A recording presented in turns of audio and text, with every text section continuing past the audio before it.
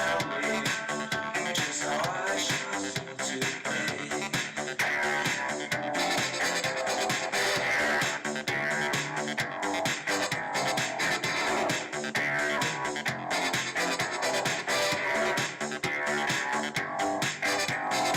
Who's on your shirt, Brian?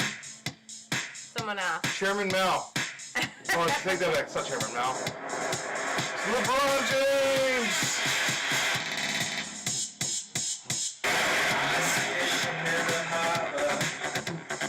I can't a shallow bay. But if it wasn't for your misfortune, I'd be a heavenly person today. La Brenda. I was saying, I thought I heard you speak. Okay, enough New Order. Do I Enough.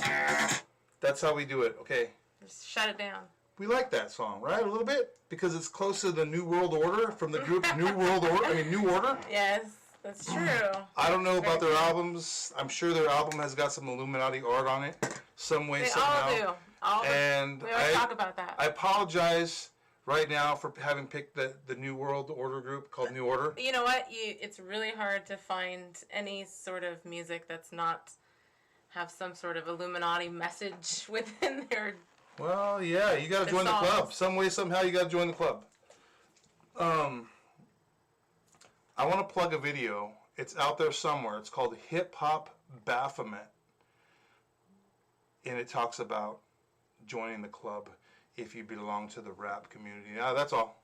If you're in the rap, if you make rap music and you want to play the game, it's called Hip Hop Baphomet. It might be on YouTube. I remember they took it down for a while. It's probably on BitChute, and I'm sure it's on BitChute, and I'm sure it's on Odyssey as well. If you guys, I don't know, am I talking too much here? No, Okay, good. I was wondering how you guys are all holding out mentally. How's everybody doing mentally? Are we still in the game? Are we still sane? How are you guys all doing on a scale of 1 to 10? I'm on a 10 meaning you're like ready to give up. A 1 meaning you have tons and tons and tons of hope still. And Where are you at, Heidi? Totally. Where do you think you at? Where do you think you're at? I'm at a 1.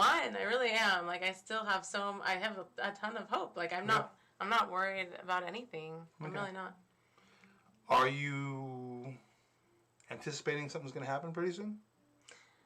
Well, tomorrow is Trump's defense, so we've listened to these last 2 days have been extremely painful. Who's watched? Okay, I don't know who's out there actually watching and listening to what's going on. I've had it playing in the background. I've been listening to it the whole time, and it's, for me at least, I don't. Okay, I like to talk to the TV already. Not that I even listen to the fake news or anything like that anymore, but I used to be a news junkie, and when I hear it, when I hear somebody talking, I used to talk back, especially on Sunday mornings. You can go back between like Meet the Press and Face the Nation, and what's the other one? Whatever it is, there's a couple of them. It's kind of the same thing when I was listening to the House managers who are presenting the case on behalf of the House of Representatives going to the Senate. So these House, quote-unquote, House managers, a couple of them, Ted Lieu from right here in Los Angeles. Come on now, Ted. Eric really? Swalwell, Mr. I Sleep with Chinese Spies. Are you Fang these guys Fang, are come clowns. on. Let's talk about China. I'm just giving a little repping the Lakers. This is the Lakers right here. If you like this shirt, my son bought it for me. Thank you very much, son. These people are clowns. He knew I'd like the shirt. Sorry, I just had to show it one more time. There we go. Thank you, son. This is a Christmas gift for my kid, and he knows how much. Yes, that's sweet, guys. You know that's sweet. Okay. Yes, it is. I'm kind of bragging. You got a lot of compliments. Just bragging. So, USA Patriot. Tim, what's up, Tim? What's up, Tim? Says 5 minutes was my limit. Yes, it was very painful. You kept saying, I was like, because you kept turning it off. It was repetitive. I was like, turn it back on. We're going to miss something good. And you're like, no, honey, they're literally saying the same thing over and over. And The black dude, I can't remember his name. I don't know. What was his name? Oh gosh, he seemed so rehearsed. Like all his hand gestures were so awkward and unnatural, and seemed like he had been coached, and like it was like so. So was you know what fake. though? So was President Trump's first attorney that spoke. That guy with glasses, the tall guy. He was struggling a little bit. Well, I don't know. It just he didn't look prepared. It looked like he was He was kind all of over like the place. he was all over the place. But with that being said, that was done for a reason. Exactly. So I already know that this is going to be fun. They didn't know what the angle was. It's a show. So we've already gotten a sneak peek on what. Well, Dan Scavino posted 2 video. Sorry, I cut you off. No, go ahead.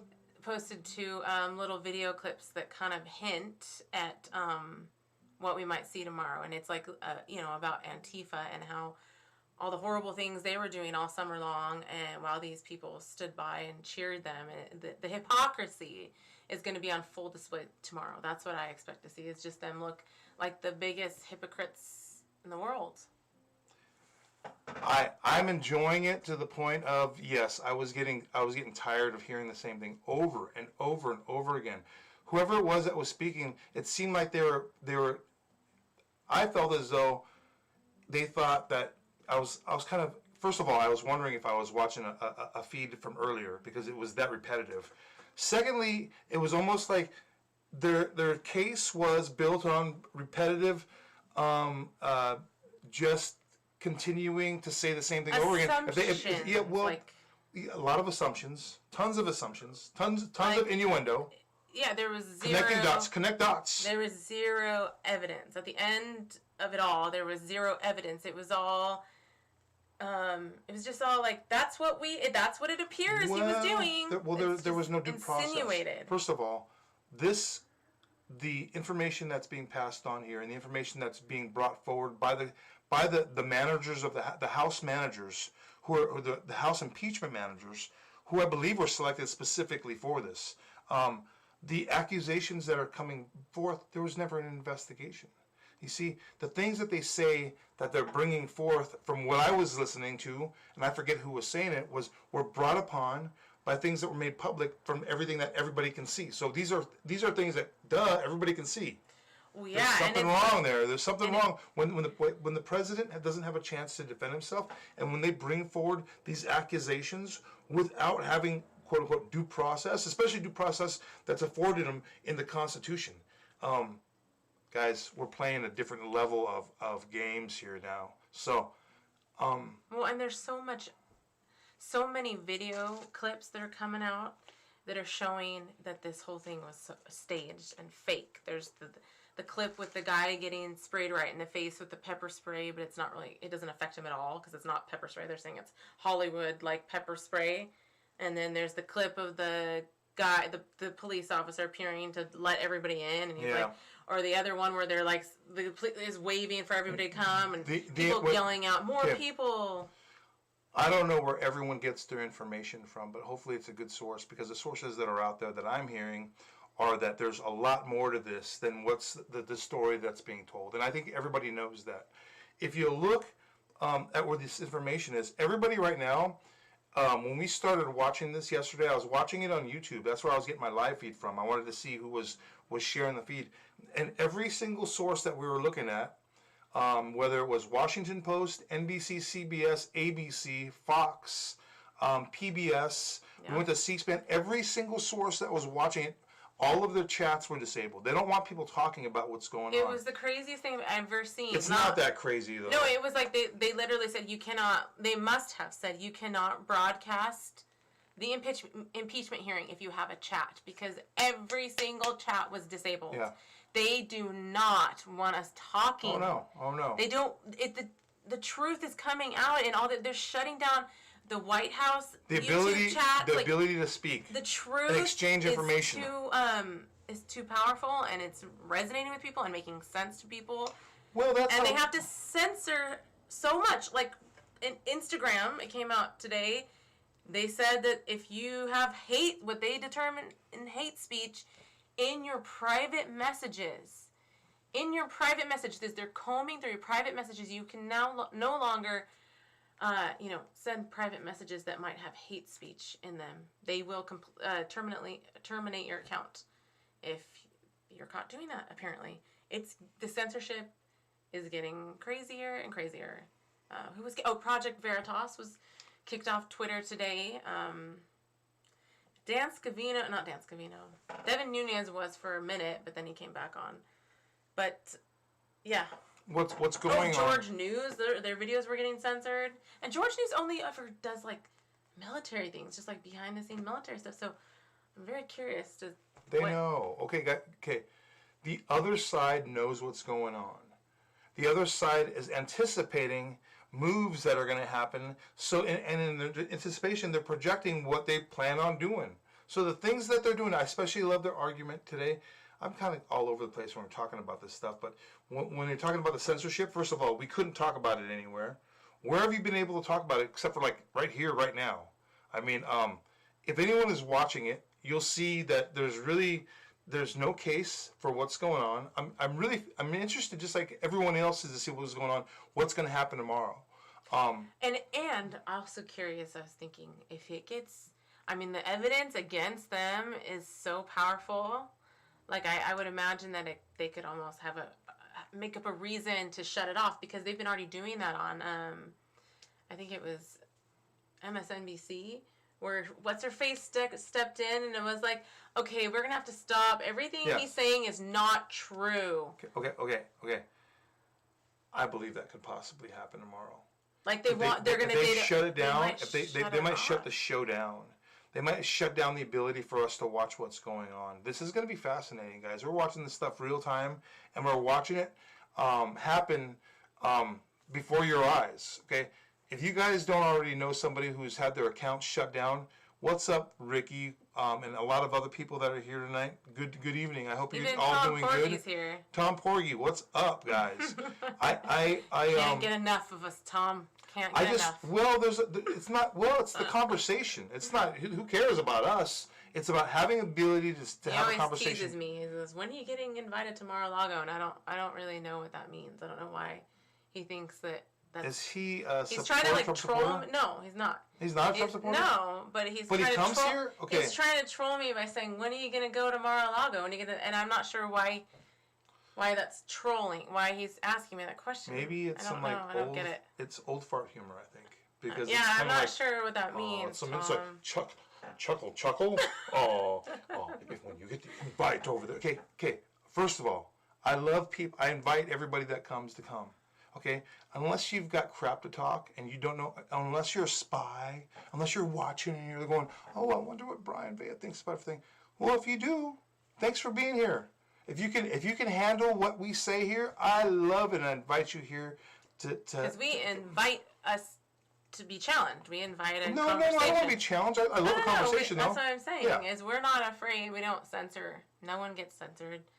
We like conversation. We think it's healthy, and we want to show people how it's done.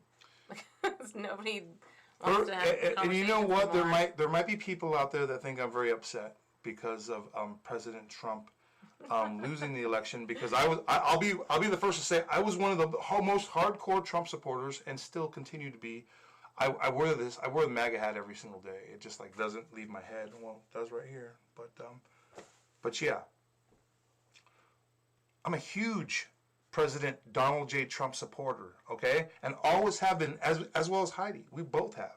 And we've touted how amazing it is and how important it is that there's corruption that is exposed as part of what we call the Great Awakening. We believe that there's a Great Awakening, and this awakening is to the knowledge of the corruption that's out there. We believe that President Trump is part of this exposure, of this expose of information and knowledge that's helping shed light on Tom, a lot of bad stuff. You're saying Trump is an actor. Yes, he is acting. Oh gosh, yes. Yes, he is. He's a brilliant If you genius want, man. if you want to talk about actors, let's just look at the whole entire scenario here, and let's just say everybody's acting. Mike Pence has been acting the whole time. We know that now. Okay. And isn't it so cute how the left loves Mike Pence now? They were just they were like, poor Mike Pence. Okay, and that's his one thing family that was part of the fun of watching the show today in the last 2 days was them embracing Mike Pence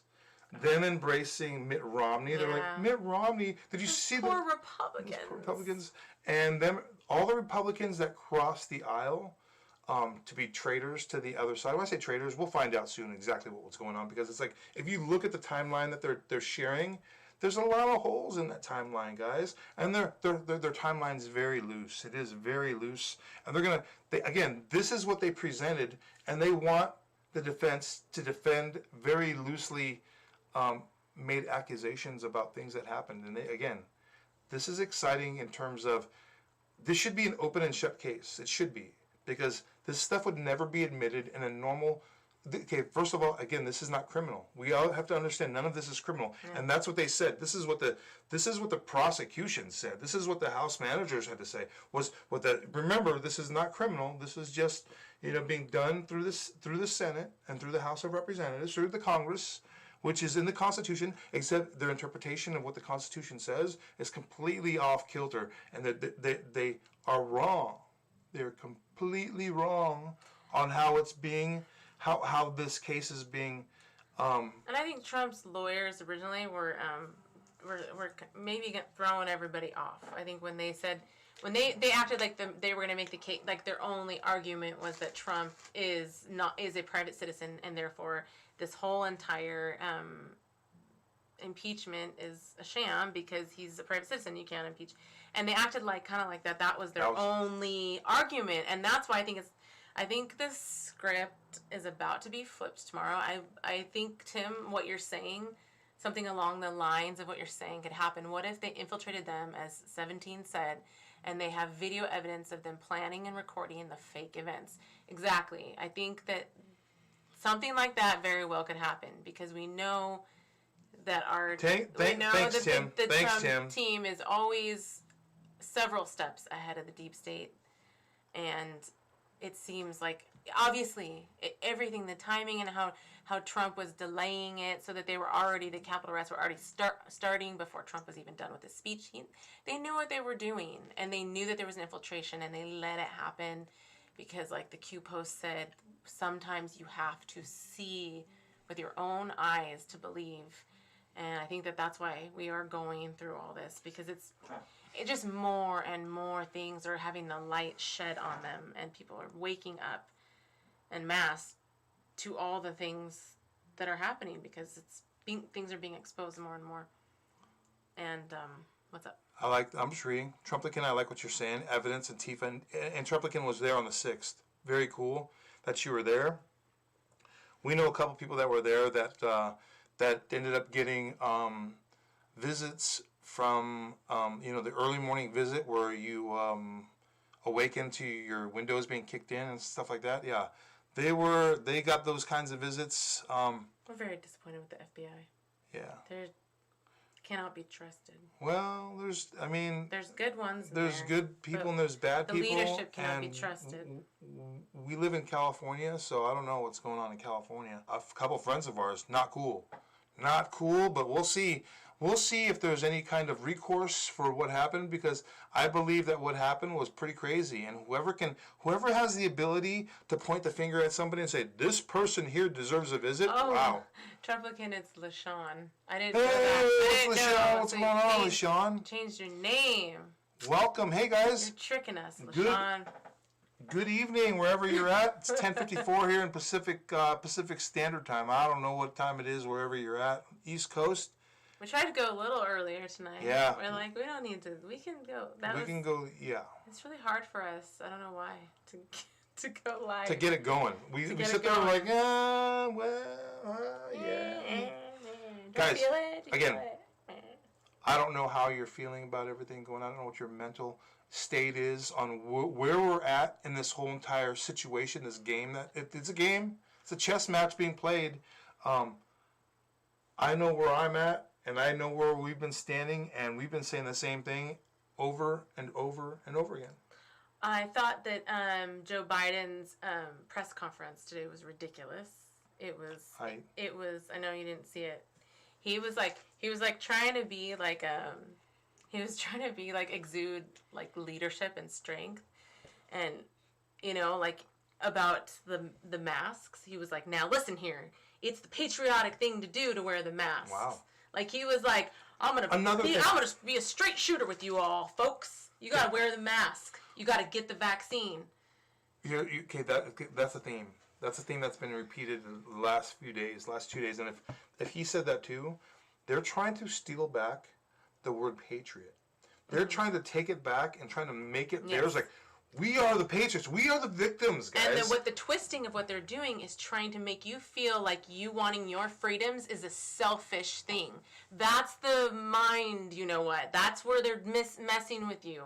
Is they want the narrative is that it's about communism. It's for the common good. Remember that word common?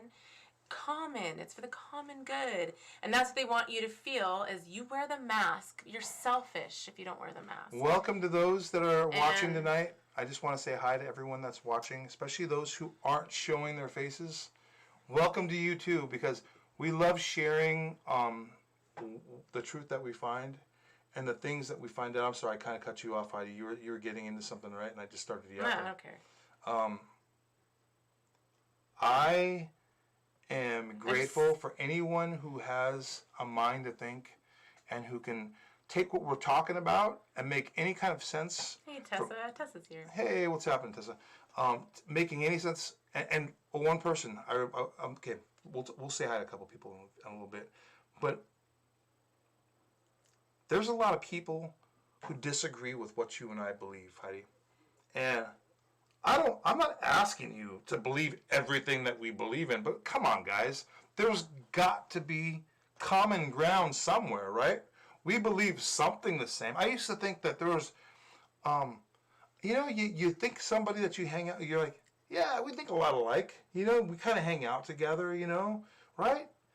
And you think that they believe the same things, and it's like, I'm utterly shocked by people that don't, and I'm like, how do I... Okay, there are so many things that I think.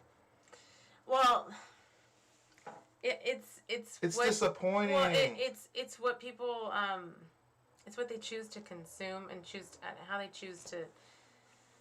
I don't know. It's something about the way someone's mind works. Like how I don't know how easy. I can't look at the news without seeing narrative fake. Like what's the real thing? Like whatever they're saying is the opposite. That's when you're talking about the news. What are you talking about? Mainstream media. Which is everything. Basically everything. So you can't read. So again, how do you consume any kind of mainstream media? If mainstream media is all magazines, all news, what you see with broadcast there's news. an illusion because they have all these different publications and they use different names. But if you trace them back, they all go back to the same foundation or publisher or whatever. They all go back to the same sources. And so people think, well, it's just I got it from this place. There's the illusion of choice. There's an illusion of like the same with the eyeglasses thing. There's an illusion that these are there's competitive ideas. That there's independent media. And that they're competitive in their ideas. Yeah, they don't have the same thought. They're all literally repeating the same thing. So when you talk about, I just want to say with the whole vaccine thing with the COVID-19, I'm reading endless.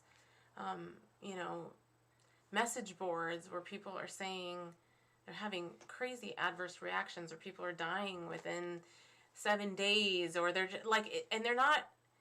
There's that one video of the girl going through how many deaths there are. It's really bad. It's like we're guinea pigs for them. Like they even say that in their fine print that this stuff is not tested, and it disturbs me that any pushback about vaccines is being censored off the internet. That's what's scary because people cannot get that information. Okay. That is very scary, and all I can say to that is there are a couple people that control what's being seen on the internet right now, and it's sad. This is a sad day when your voice just gets shut down, okay? I remember when it started happening with the anti-vaxxers. Anti-vaxxers were the very first ones I remember when this started happening on Pinterest. They were some of the first ones that all their boards, their I don't know, pin boards, whatever you call them on Pinterest, whatever they're called, they started taking them down. And I was like, whoa. It was kind of cool because people that I knew that were anti-vaxxers, I was like, wow, hey, how does that feel? You guys freaking got all the attention. Why do you guys get all the attention? But it's like, no, their voices were being shut down, and they were saying they're sharing truth, and because they were sharing truth, think about who they're up against. Who are you up against if you're an anti-vaxxer? And who holds the patents on all these vaccines? And especially when it comes to, I mean, there's laws that are set in place that protect the vaccines. The vaccine companies, which are big pharma. So these big pharma, they're untouchable. You cannot go after them. You're right, Dee Dee. They are. That's the thing too. Is they are changing the DNA. If you allow yourself to watch these scientists and doctors and researchers that are showing the truth about, even like that one, the COVID test that they were showing, that thing was crazy. I mean, look at how they took down the frontline stuff. doctors and Dr. Wakefield. Dr. Wakefield, he was the very first one that started. I mean, he was at the what was it? The New York. I forget which film festival he was involved with that got all the attention. I think it was Tribeca. Is that it? The deeper you go, the more you realize that vaccines are completely unnecessary. Like it's, oh my god! It's like you start to really.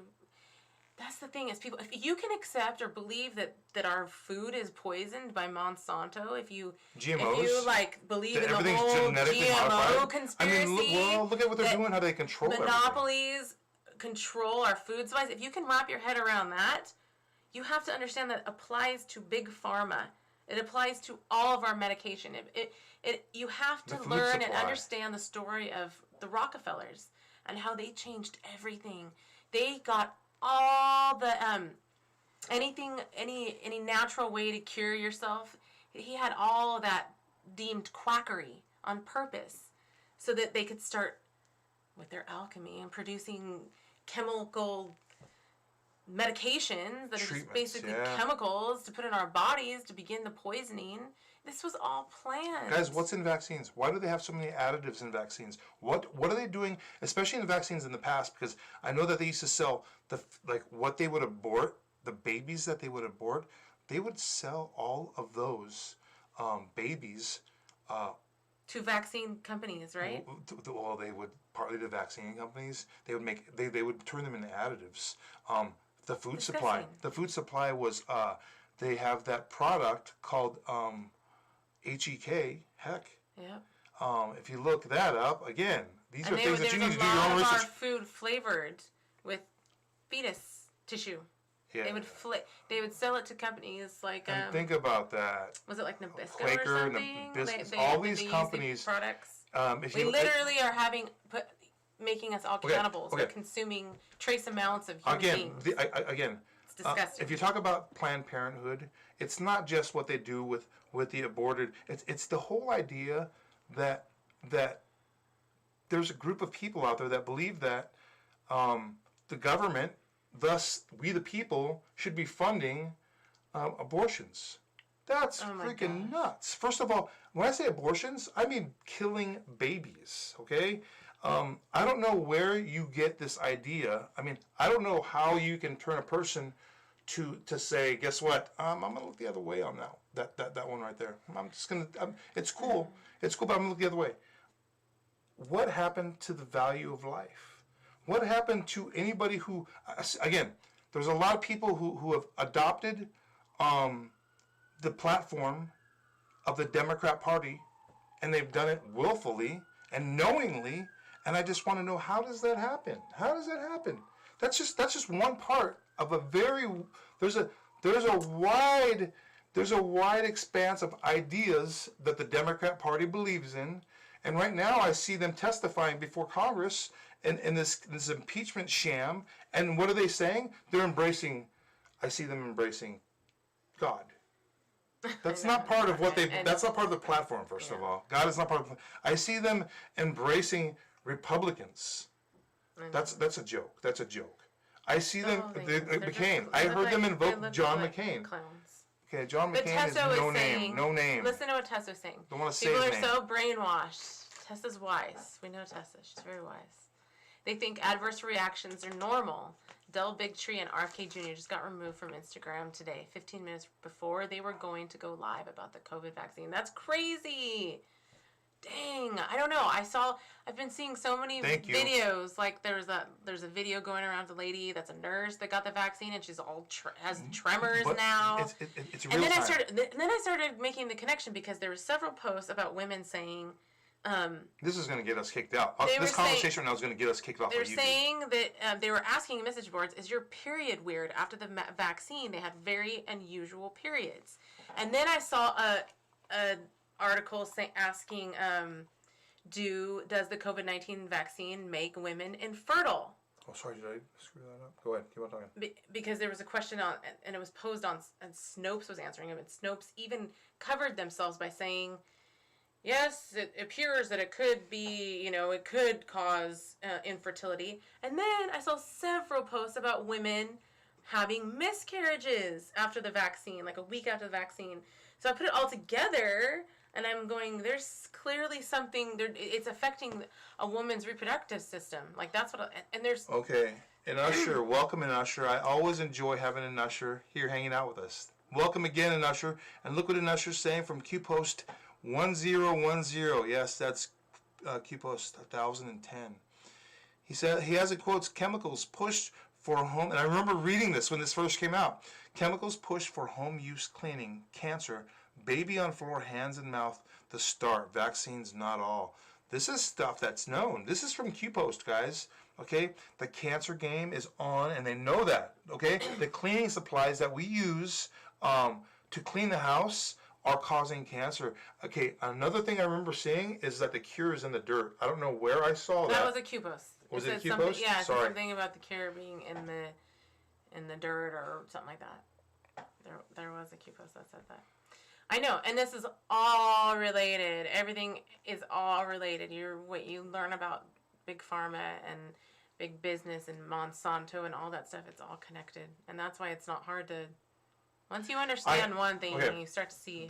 This is the interesting thing that I was also thinking about the other day, was that, okay, when you think of liberal people, you think of people, okay, for years I looked at the anti-vaxxers and I was like, wow, those are like the granola eating moms that don't like, they're pretty hardcore, They're like, I'm going to do what I want to do in the best interest of my kids, and that's what I've always thought of them. And I was like, yeah, these are the moms that don't wear makeup, they don't put dye in their hair. They're cool. These are the cool moms, but they're out there protecting their kids, and in their best interest. They're like, I'm not going to let them do all of these things.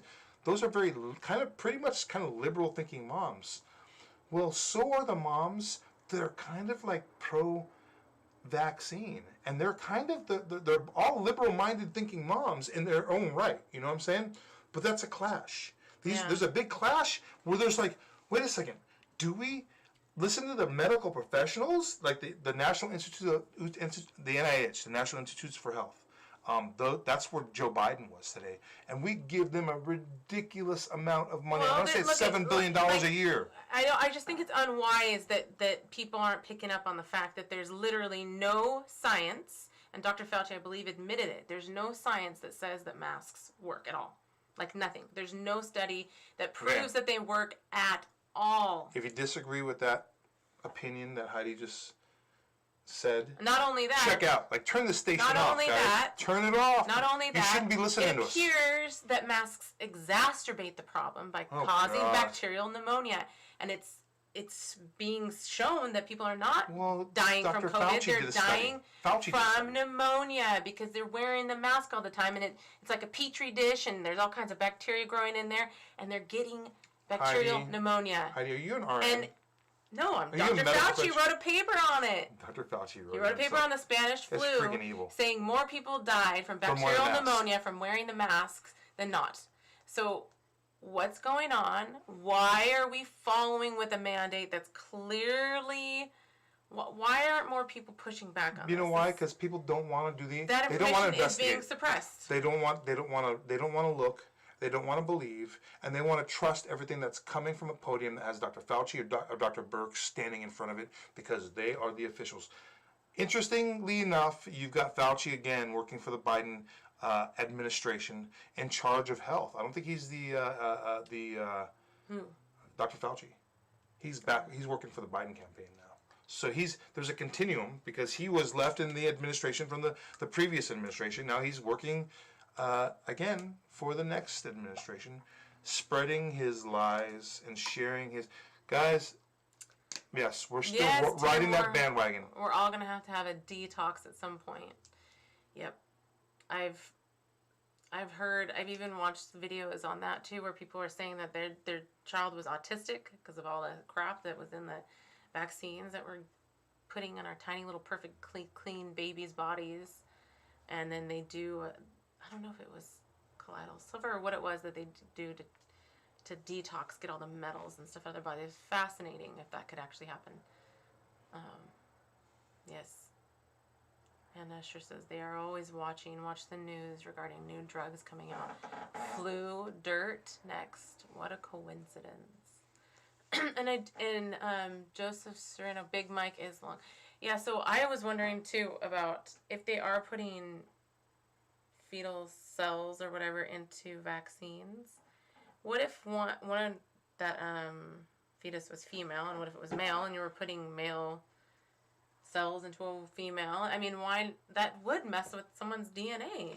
They're doing some pretty. They're doing some pretty. Oh my gosh! And the fact that Bill Gates does not ever push eating healthy and foods that are superfoods and how to change your life and your health by not being stressed out and all these other ways that we know are healthy, natural ways. He's always constantly talking about pharmaceuticals and vaccines and more vaccines. These same people that push for depopulation are now pushing for vaccines to save lives. There is no coincidence about these things, Don't guys. trust Bill Gates. The Bill and Melinda Gates Foundation, they were also behind Event 201. Okay, if you look into Event 201, that was a rehearsal for what was to come with the whole COVID thing. Okay, the fact that they had Event 201 and that they were rehearsing and planning, they had their fake news out there. They had reporters out there rehearsing with them. They had all the first responders out there rehearsing with them on the floor. Like, how are we going to roll this thing out and what should it look like? These guys are disgusting, and it all goes along with their global plan, Agenda 2030 and Agenda 21. I mean, if you look at both of these agendas... These are real. These are not conspiracies. These are actual agendas, actual websites. Created by the United Nations. The globalists. That Look this spell stuff out up. what they want to do. The Great Reset. Like, it's not us making this up. They actually talk about it. For people who disagree with me, I don't have any problem with you disagreeing with me. And I talk to imaginary people a lot because there are people that just don't like what we say. Well, if you don't like what we say, then do your freaking homework and go look this stuff up, okay? We want to come back with tell us how we're wrong. Yeah. Tell us where we're wrong. And I just invite people to teach themselves and look this stuff up themselves, you know?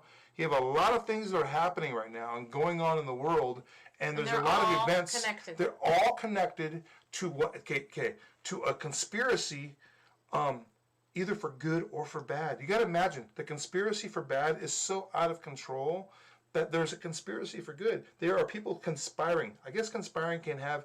I want to say that you can conspire for good because these men are operating in like concert. The military is operating in concert to defeat the cabal. Now, again, that is the macro vision that people that can look at from far away can see. And if you can understand there are that, white hats in every country that are working together. So it's not just and the military. Yes, the military-industrial complex. That is to bleed a lot of money to imaginary wars. Iran, imaginary wars.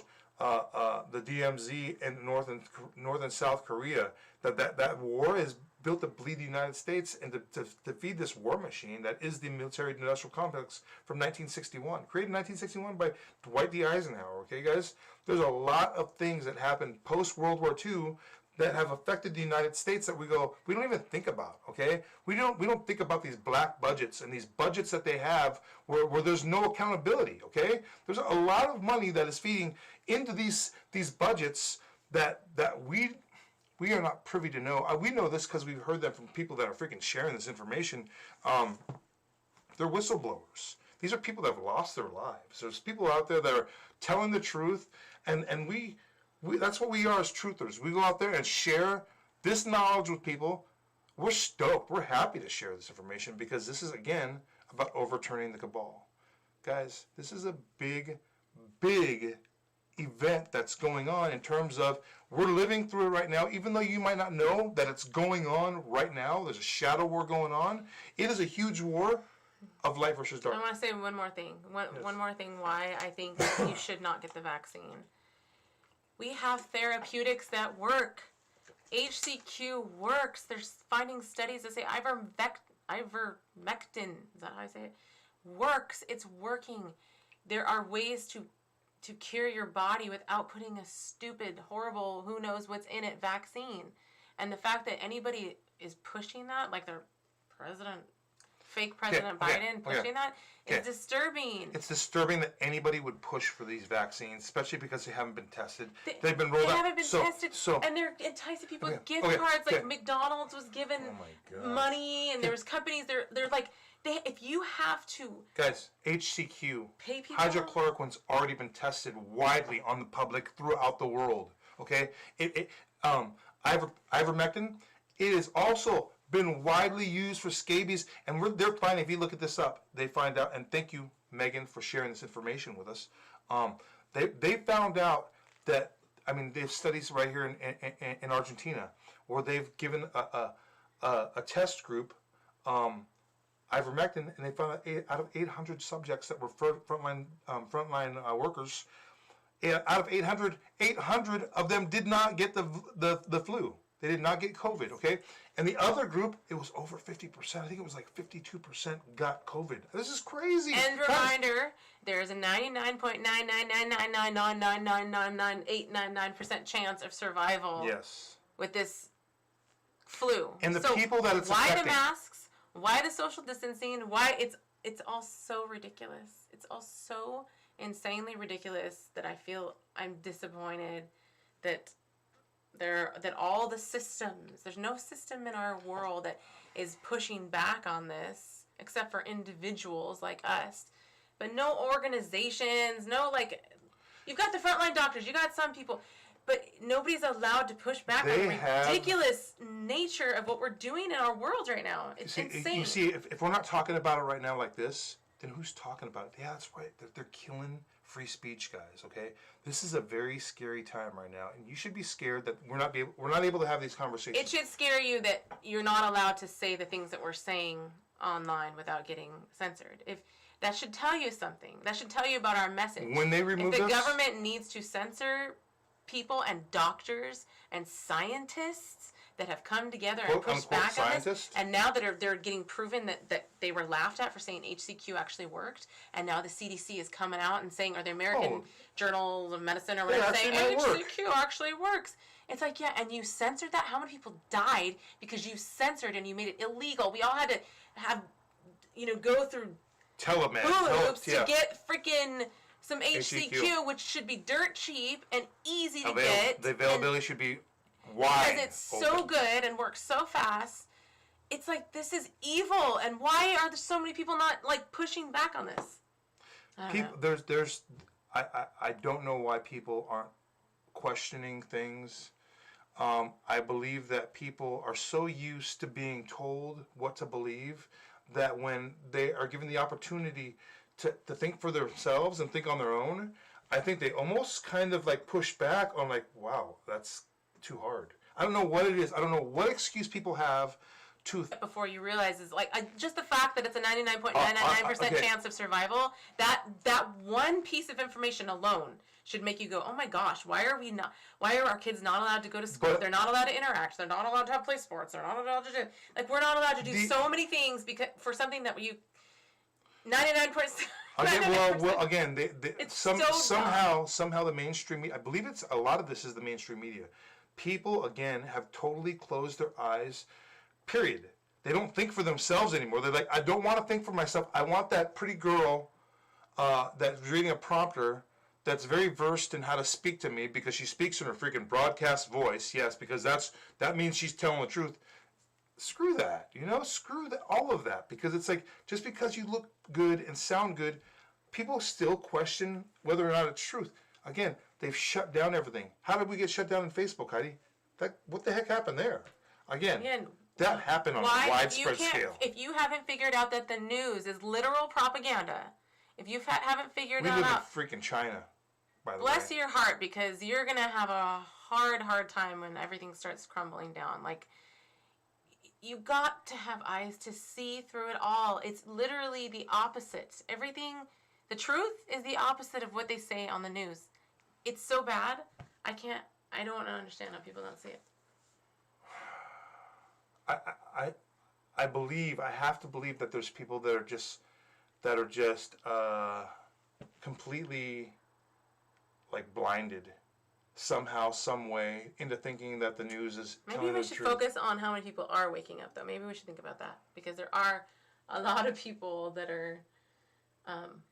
There's a lot of people waking up. I'm gonna assume people that are watching here tonight, you're woke. Okay, welcome everybody here that's woke. And if you're not woke, hey, welcome.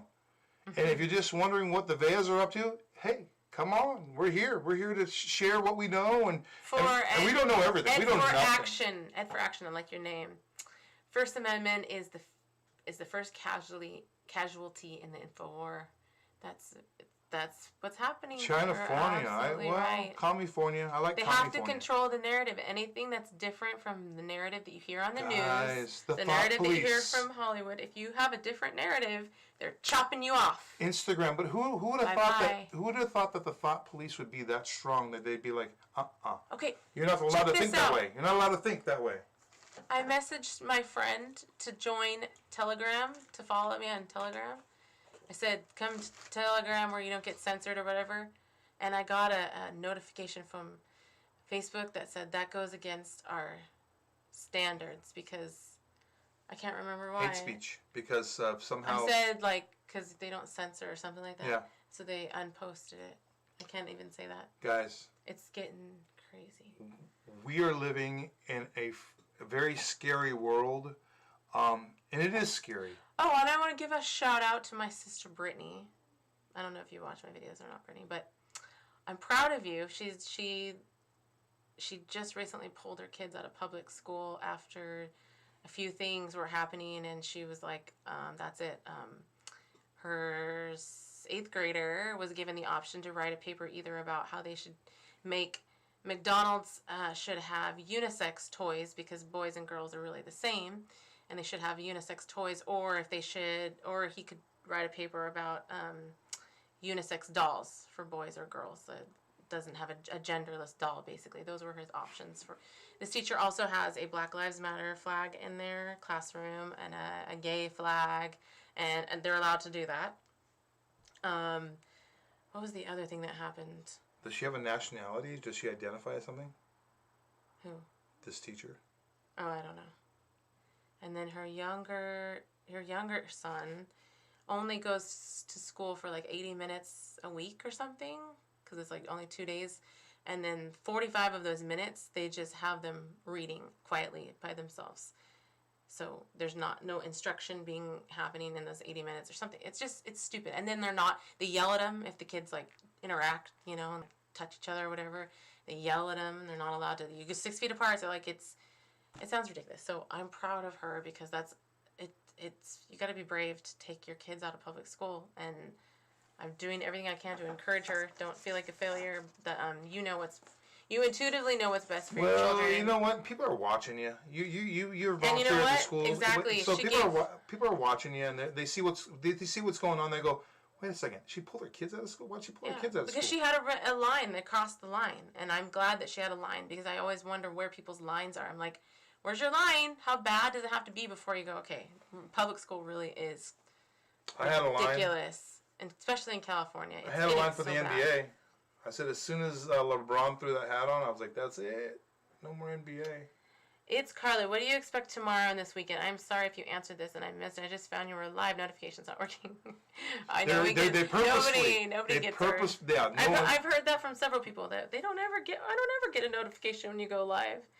Yeah, we're marked. They know what we talk about here. So, Carly, I think that it's going to be good. I think Dan Scavino, he tweeted out 2 little video clips of Antifa, like clips of Black Lives Matter and Antifa doing all the horrific things that they did.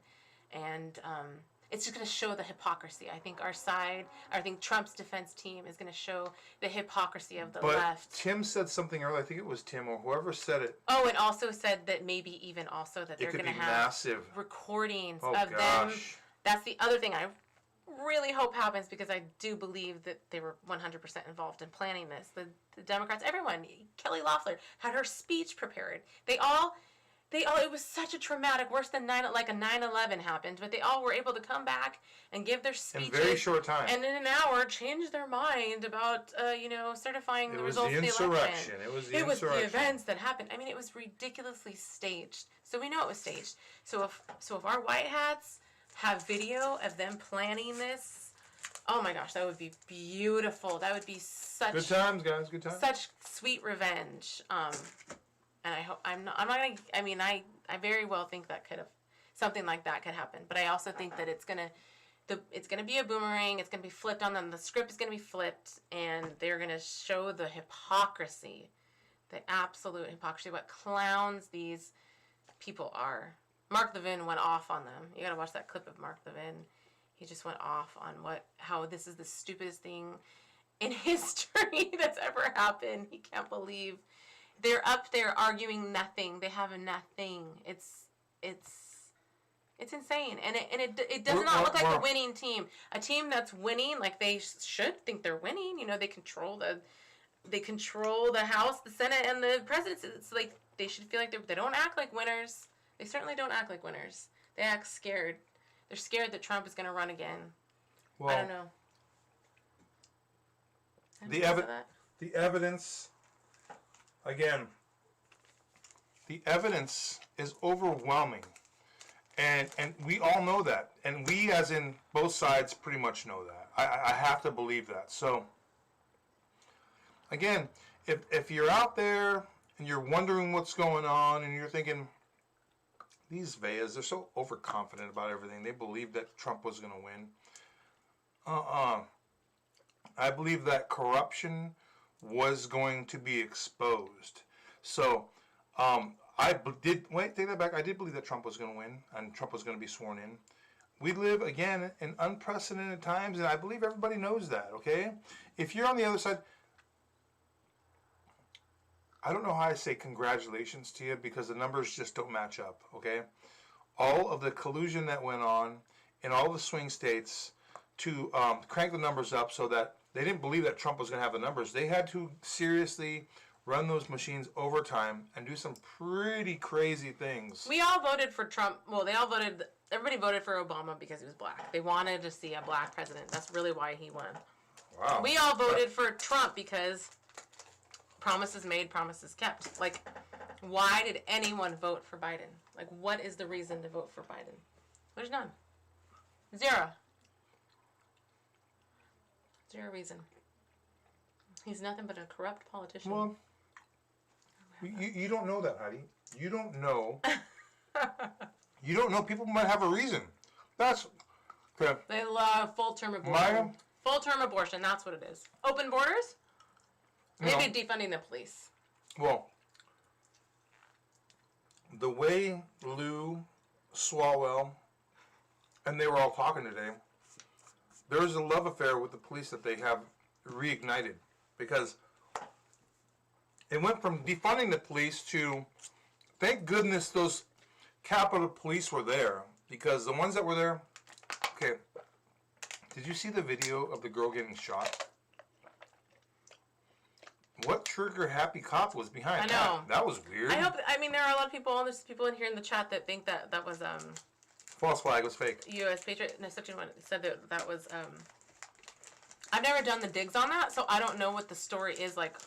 I haven't either. I don't know what they're saying about it being fake, like she's really alive. I hope that's true. But I haven't read anything on that. But I know this was a false flag, so I mean it has all the signs of a false flag, and we know that this is what they do. It's political theater. They need to do this to control a narrative. Like this is nothing new. It's nothing shocking. It's just they make mistakes every time, and as fast as the internet is, people can grab things off the internet. They start seeing all these and going through and analyzing all these videos, and you start to see all kinds of clues. Not to mention people that have probably infiltrated.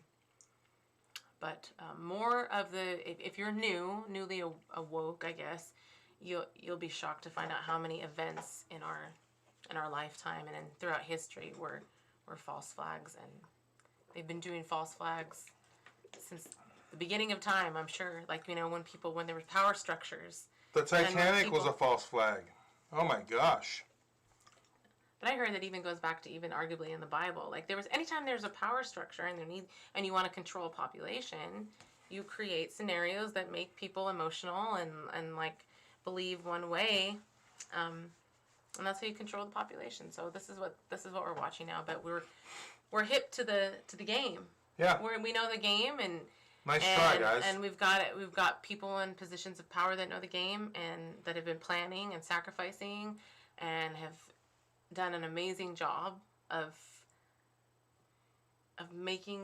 exposing, shedding light in all the dark places, and it's waking a lot of people. And people are going to. The world is awaking all at once. We all are. I can feel it. I can see it. Welcome to the Great Awakening, guys. Let's see here. It's Carly. They are going to be so blown away to find out that our first black president did so much against America and the people. He needs to be impeached, all of them. I know, that's another thing that they've now opened the doors for, Carly, right? Absolutely. They can now impeach Obama and, like, I guess, really dig into all the things that he did. I remember when he was president and listening to, like, people like Rush Limbaugh and Sean Hannity and them over and over going over all the horrible things he was doing. And I could not believe that he won even a second term, because even in his first term, it was like awful. And I just thought, there's no way people hate Obama. I remember thinking that. I remember feeling so strongly that Mitt Romney would win. Thank goodness he didn't win. He would have been the same thing. Now we know. But I was shocked. You're right. Obama, he was awful. He was such a disappointment for people because they really believed in him. But you got to remember, it's so easy to paint these guys, these bad guys, and go, okay, they're bad guys. Those guys are bad guys. No. I used to support bad guys. If you look at all the Republicans right now and how they're like, who are the 6 Republicans that changed to the other side that voted to vote against the president in this impeachment? Okay, guys. The bad guys are on our side. The bad guys surround us. In other words, as a conservative thinker and as a former Republican, it's like, no. I used to. When you think party lines, you're like, okay, party lines because Republicans are good. No way. Not anymore. Those are the worst ones because they're pretending like they're hanging out with me. Like, hey, bro, what are you? And it's like, for a long time, you think, yeah, they're. Hey, I voted for Mitt Romney. Screw Mitt Romney. You're a traitor. People, there's a creepy certain type of people that want to get into politics. Chris Christie. For the fame and for the money. You know what I mean? Like, there's just like this, and they're not good at it at all. Well, but you see them, and I don't know how they even get. You know how they anyone get propped endorsing up, them? Because you get propped up if you are compromised. Okay, the honey pots and the honey traps, they exist everywhere to compromise it's the people. Everyone. I know, but the thing is we need the like, reluctant leaders. We need the leaders that don't want to be leaders to be leaders. We need people that are not power hungry. These guys get corrupted early. Exactly. And when you can corrupt them for a long time, then they'll try to keep you in place. These we need guys to find uncorruptible people. Well, they're just weak people. And the thing is like, if you're a man, if you're a dude, I think you can be corrupted. I think if you like women, if you think women are pretty, if you think women are attractive, or for that matter, if you're attracted to men, whatever it is that you're attracted to, they'll find out you can be compromised. What your taste You better have a good wingman, and you better not go to any parties at the Playboy Mansion, man, because you just might be exposed right there. You might be found. When I say exposed, you might be compromised there. You might be hanging out there one night, and then the next thing you know, you're like, hey, what happened when I woke up? Well, they'll show you what happened. Here's what happened. Yeah, Carly, talking about all the different things that are going to be shocking to people. One of the one of the saddest ones, I think, when people start to really learn the truth about Disney and Disneyland and what it was actually used for in the history of Walt Disney and its connections to Nazi Germany and MK Ultra, and I mean, it's very well known that he worked with the FBI and the CIA. That's like out in the open. But if you dig deeper, you find out that there were porns being made in the Disney studios. I think even maybe snuff films. Like there's all kinds of accounts of people, talking about what a jerk the guy was. Well, Disney got money from the CIA to get started. Okay, this was created as a psyop from the very beginning. So Disney was always a psyop. And we know that they like. I mean, this pedophile thing is not a new thing. This is an ancient practice. This is something that goes, this satanic, like, pedophile, you need an access to children things. Powers. Dark stuff goes back way, way, way back. And dark magic. If you start to look at the rise of Nazi Germany and how the Project Paperclip, how all those Nazis were hidden in America and within our government to continue their dark projects that they were doing, then you can start to go, okay. Then simultaneously, like Hollywood, they were creating Hollywood too. These I mean, for lack of a better term, they're psychopaths, but they're genius too, because they're like, okay, they're gonna create. I mean, there's always these Q posts that talk about following the stars. They believe that we're dumb enough, and then we have been dumb enough to just to be able to be influenced by people just because they're in movies, like be influenced to what is appropriate, what is cool, how we want to dress, how we want to act, lifestyles. So Disneyland, Hollywood was created for lots of purposes, to funnel money, for MK Ultra purposes. And to program the mind with their big scale. It's a psychological operation. It's massive. Television, Disney, anything entertainment is made to is bread and circus. It's made to control your mind. A lot of Disney kids that were abused. A lot of messed up Disney kids. Look at Britney Spears. Look at what's her face, Hannah Montana. Like, there's so, and then all the Disney producers that got in trouble for child molesting and child porn. Like, the Disney stuff is deep. Okay, but in the Q post, it goes deeper than just Disney. It says all the institutions that are most trusted are the ones that are going to be exposed. So when you talk about trusting, let's just go across the board of things that Mother Teresa. Okay, that's just scratching the surface. You got Dalai Lama. But you got churches. You got churches. People trust their church. Okay. Yeah. You got so whatever scale it's on, there's a wide level of corruption that's going on throughout the United Nations. The Red Cross. The Red Cross. There's trafficking, all kinds of You told us all the things that you think you can trust. Schools, your churches, your Child Protective Services. CPS in every state. They've been built, and there's been structures. No, that you're not kidding. I know. The international exploited Amanda children. Bynes, exactly. Okay, Amanda Bynes. Exactly. My brother used to live across the hall from her. She's freaking MK Ultra big time. Yes, these people, they're all freaking messed up in the head, and it's the common thing is often Disney. You see that they were Disney, and there's so many. I've read so many stories. Guys, when you talk about MK Ultra and how this is done. Okay, the ability to break down a person's mind has been studied for a long time. The government was doing it, and they outsourced that work to colleges. We believe it might have gone back to even like in the Alice in Wonderland. That might have been about MK Ultra and stuff. It was about first of all, we know it was about pedophilia for sure, but the ability to control a person's mind, gosh, that's been extensively studied. And the ability to freaking do it and to freaking compartmentalize and to program them to be able to do all kinds of like the ones that you see in Hollywood are the sex kitten, beta kitten. They have those programming where and when they're going through I'm just throwing out weird things. No, you're not so weird. But like whenever you see one of the celebrities wearing animal print, that means they're going. It's like a sign to the Illuminati that they're going through their beta kitten programming, and you'll see the transition from kid star, all of a sudden, then they're putting Sex them in kitten. and making them look like a sex kitten. They're going through the programming, the transition, and then they become the ones do the please look this programming. up because this is interesting. It's interesting stuff that you can find out on your own. Beta programming, MK Ultra, and the videos that are out there are astounding. I mean, if you really want to learn about how this happens and how they have really taken control of how to compartmentalize, so you have people who are schizophrenic and have all these different personalities. Oh yeah, they've done studies on that, and they have the ability to do that. When they break these people down, gosh, they control them. I know that They don't remember when they're in that programming. They don't remember what they do. They don't remember what they said. They don't remember anything. They're completely, because they do it when they're tortured.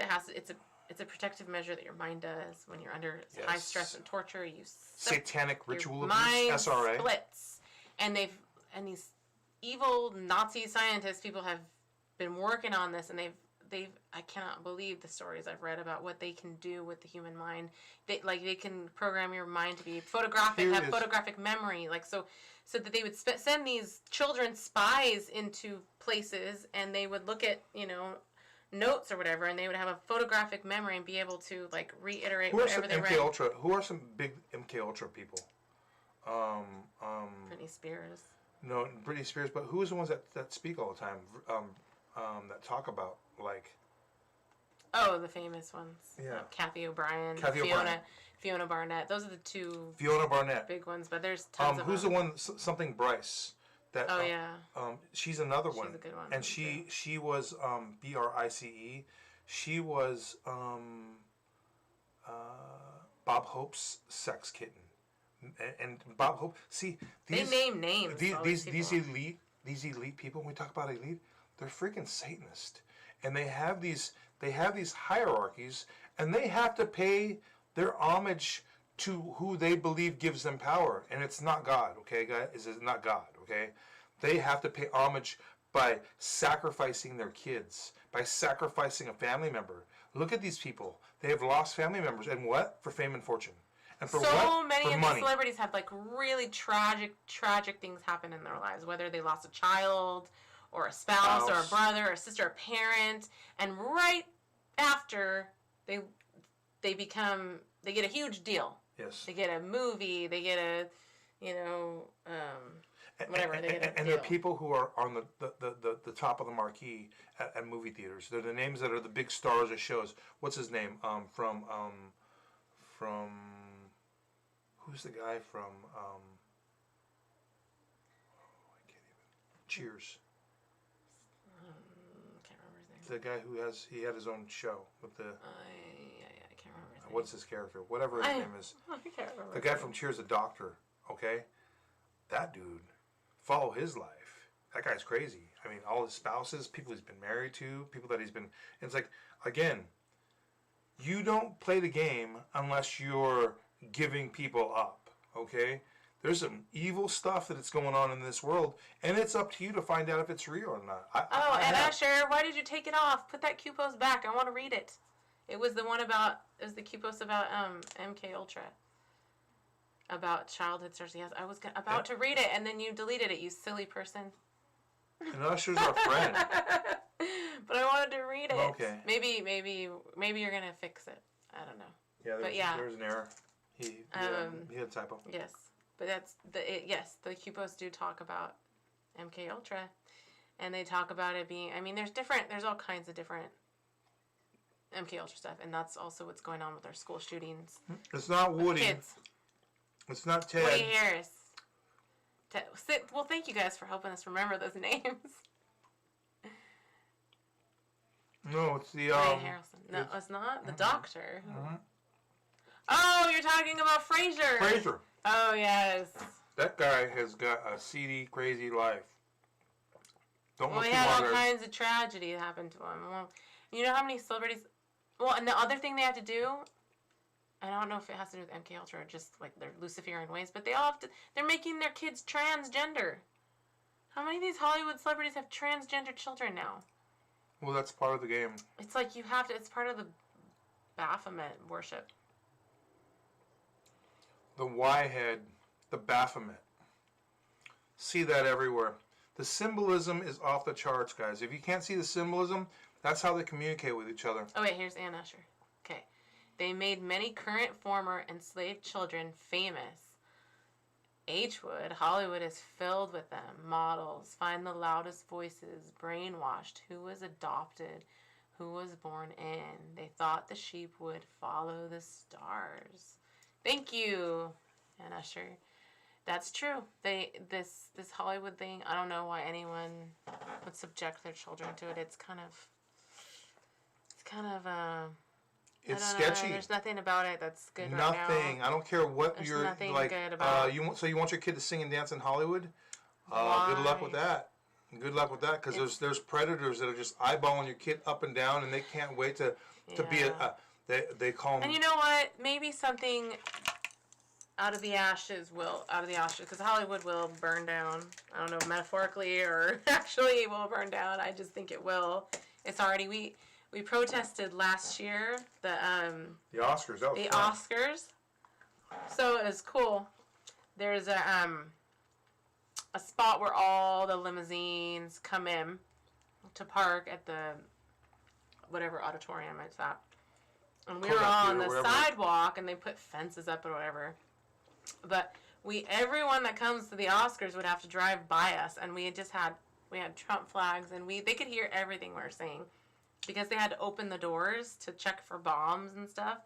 And so we were just yelling like all kinds of call them pedophiles and trolling the heck out of them. And some of them were laughing, some of them were yelling back at us. Flipping us off Are we gonna do that again? When is the Oscars? on my birthday. What? I already looked. That was so fun. It was one of the funnest days ever. And then we met that guy in the McDonald's That was so from fun. England. They were tripping on us. He was woke too. And we had a crazy conversation in McDonald's with this British dude. It was was raining like- that day too. We were there was like hundreds of us all crowded on the sidewalk. And it was raining, so everybody started piling into this McDonald's, and we were all squished in there. And then the Oscars were right outside the windows, so like all these people were cheering as the limos were driving by. It was really fun. While the fans were cheering and the doors were opening, and they were just like screaming at nameless people that were in these limousines, while the adoring fans were yelling, we'd be standing right next to them going, "You're a freaking pedophile!" And the fans would look at us like, "Who are you talking to?" And I go, "Oh, Hollywood, man, they're all freaking pedos." That was so good. It was so fun. It was so fun. Who are you talking to? They're Say not who you're all talking to. pedos, but the ones at the top are the ones that scream the loudest. Like you got your Yeah. who are like Meryl Streep and the You don't play the all game, those Heidi. people. You don't get to be in Ellen these DeGeneres. They're starring all roles sick. unless you Disgusting. play the Luciferian satanic. Roseanne Barr's good. We like her. She's a Q follower. Roseanne. She's woke. Okay. I'm a fan of that Again, lady. guys, if you have any questions about who Q is, we will gladly and proudly represent what we know, which is not much, but we know more than the next clown. Okay. I'm laughing right now at all the videos that are right now about Q. If you go look at all the news, everybody's talking about Q, and it's like, I never thought, okay, you can't pay for this kind of advertisement, Heidi. You can't pay for this kind of exposure. Sorry, I was reading the comments. Go ahead. Joseph, anybody knows what happened to Owen Benjamin? I know. You know what? Owen Benjamin talked about this stuff. I love Owen Benjamin. I saw him on Who's talking about Owen Odyssey. Joseph. Is that our friend Sereno. Joseph? I don't know if we know this guy or not. I'm not sure. Joseph Sereno. I don't know. Joseph, Do we know Joseph you? Chan, dude. I know we You don't sneaking ever know. around, Joseph. What's up? But I saw Owen Benjamin like new videos on Odyssey, on that new platform that I have an account on. If you want to follow me there, since eventually they're They going to shut replaced our YouTube. YouTube down. So find us on Odyssey. Just my name. Or find us on We Are the Or- News. Yeah. We Are the News is eventually we're going to Because end we up. can't go live on Odyssey, so I don't know. We'll just have to figure that out. But yes, Isaac Cappy. There's a lot of people, Carly, that think that Isaac Cappy's still alive. A lot of people think that. I'm not sure. He knew too much. I think. And have you seen the? But he's also kind of. I know, but have you seen the tweets from Tom Hanks? It wasn't Tom. Was it Tom Hanks? He Yes. exposed Tom Hanks. Well, Tom Hanks was talking about like, Route 66, something like that. Yeah. So there were some It crazy appeared tweets that happened. he was like He was saying calling him out. that he was going to kill roadkill or whatever. Yeah, I remember that. But yeah, so I'm not sure how that works, Carly. But there are a lot of people that think that there's a chance that not just Isaac Cappy, but several people that we think are dead just might come out as being alive.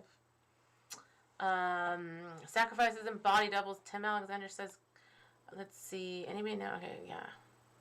I know. Owen Benjamin, he's talented and he's super smart. I think he's going to be, and I think he's so happy. And I'm so happy for him. I think he's going to be fine. Especially when all this stuff comes out, Owen Benjamin is going to be fine, just fine. That's someone I would like to have dinner with. Him and his wife. They would, I like that family. Dude, they're like living on a farm. They're like growing their own food. That's our perception. That's what we think of them. No, I like what everything Owen. You get there says. and he's like, "Hey man, we're ordering some pizza tonight." No, I like everything he has to say. Let's see. There's no such thing as Q. Hey man, those guys. I know. You know why? The largest. What are you reading? Tim. He says there's no such thing as pool QAnon. You know what? It's real still, guys. You know that. No, he's saying because I know. Because It the Cuba exist. says that there's Q and there's anons. Don't say QAnon. That's a big thing. People are saying stop saying that because that's what all the fake news articles say. QAnon. Instead of Q is separate from the anons. Like it's been used to describe people that research Q. That's whatever. Their terminology. Anyway. Ann Usher dropping another Q post. The largest collective social media platform in the world, billions logged, is owned and operated covertly by the Central Intelligence Agency of the United States of America. The more you know. LifeLog. You're talking about LifeLog, man. Come on. LifeLog started, Facebook started the day that LifeLog ended. DARPA. You got, what is that called again? A RapNet? What are you talking about? The internet. The internet was, when the internet was created, it was, it was all military. It was all created to have a communicate, like you can communicate. I know that I don't think they knew to what level they were going to be able to harness all the information, but they pretty much have the wraps on it. I mean, that's kind of creepy how we couldn't get that Facebook thing off your phone. Like even if I deleted the app off my phone and then I was going through my phone and I still did this. There's a Facebook plugin in there still that you can't get rid of. I was like, ew, and it's still tracking. It's obviously still tracking everything. Facebook is when I look at this, my head looks like it always looks crooked. It doesn't look straight. But because I promise my head's it might be a little bit like that way, kind of like oval, a little tiny, like a little bit lopsided that. from getting But with punched. the hat though, Did you get punched in the face, Ryan? Oh, never in the head. Not maybe a couple times in the nose, in the face. What happened? I don't know, man. Did you get in a fight, Brian? No fights. I'm a lover, not a fighter. Everybody knows that. Except when you have to fight. You have to protect someone. Until I'm not Mr. Road Rage. Maybe I can be Mr. Road Rage. I try not to road rage anymore because I got a family. So the single version of me maybe had a little road rage in me. There's no fight in me. Look at me. Come on, man. I'm out of shape now. There's zero fight in me. I do my fighting with your mouth. Yes. So, and I don't always win. So if you're out there and you want to contend with me and you think that you have a better idea than me, then please bring your questions, and then Heidi she'll filter the ones that are good. And I still want to know all the Biden supporters out there. If you are still here and you're a Biden supporter, I don't think Biden supporters would have bailed on us. But if you're a Biden supporter and you secretly want to know what's going on with the Veas, please, again, I invite you to share your love for Joe Biden and for his administration and for everything that he's doing. All the wonderful things he's doing so far, man. And He's just a fantastic I guy, can do man. the same thing for what I believe, and I will love gladly do that he that. told me, you're not a patriot if you don't wear a mask. That's the patriot thing to do, folks. I'm going to shoot straight with you. You wear that mask and you get that vaccine. It's the right thing to do for your country. Okay, there's a lot of people that are fake out there. Is Joe Biden real or is that fake? Oh, it's such a fake Joe Biden. Okay. It's like undeniable. Kamala Harris, is that her? I haven't, like, We haven't done the dig. yeah. People say that's not her, and they say that it's kind of weird Not looking. convinced. Things don't match up. The faces don't I'm match not up. super convinced. How about Ambassador Yovanovitch from the Ukraine? She was our ambassador that we sent there. She looks exactly like Natalie Wood, you guys. Okay, that is a If you wanna reveal. look Okay, at that. Wood. you didn't see that coming. You did not see this coming. But if you want to talk about people who have faked their deaths, if you look at the overlays, and they exist out there, the overlays of Natalie Wood and Ambassador Yovanovitch. She was the ambassador to Ukraine, the country of Ukraine. You don't have to dig very far. The teeth match up. The She eyes looks match up. So, Natalie Somebody Wood might might have- have faked her death. She might have faked. So with that being said, we believe there's people who have faked their deaths on both sides.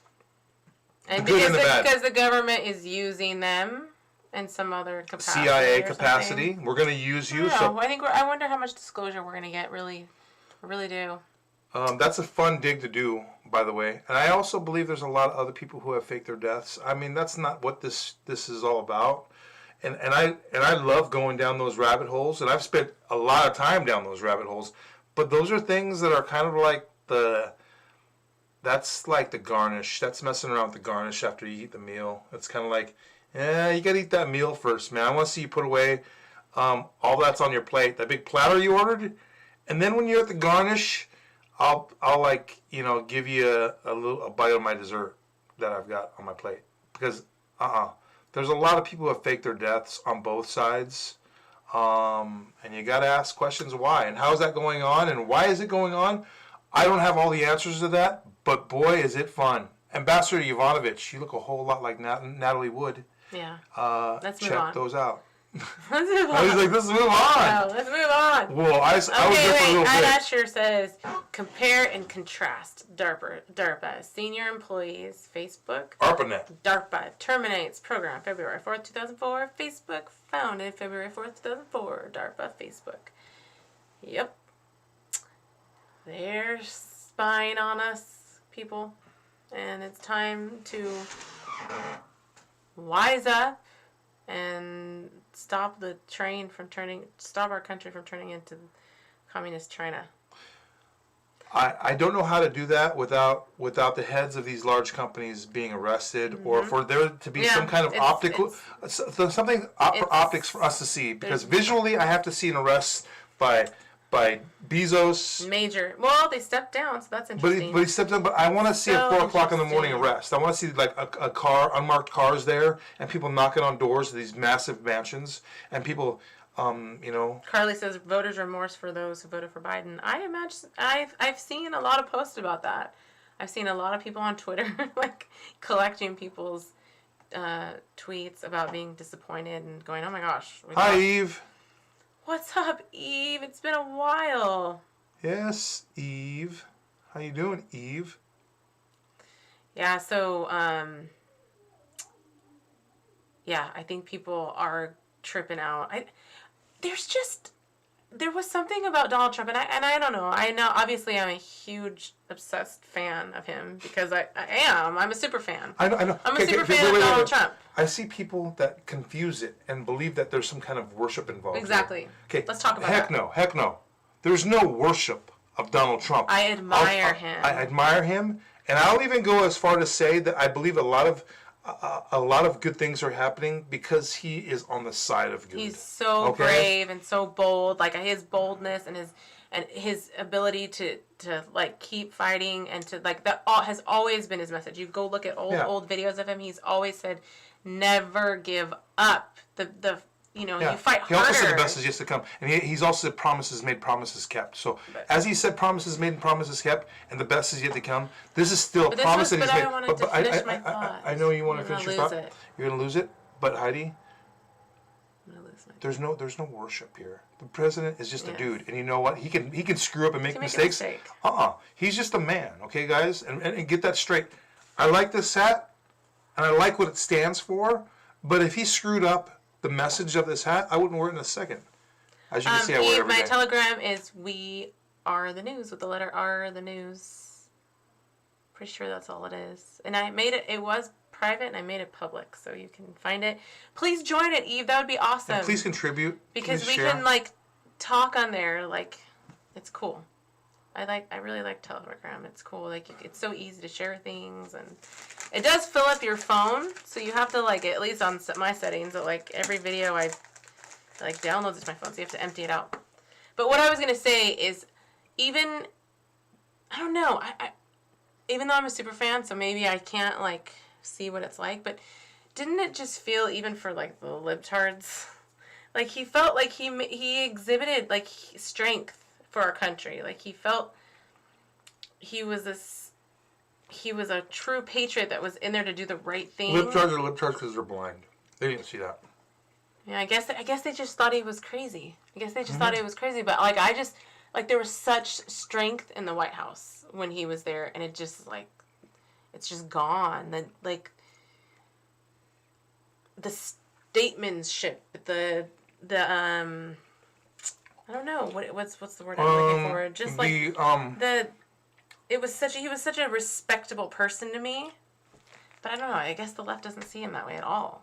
No, they saw him like people that they look at his he has- tweets. And we they're like, have so much. No one has ever had the kind of respect for a man that Trump supporters have for Trump. Like, we all respect him so much because we've been following and seeing the amazing things he's doing. But so you know what, there's though? just A lot of people have lost faith in him, though. In such a short time, people have given up the ghost on Donald J. Trump. They believe that he is past being able to be effective as a president.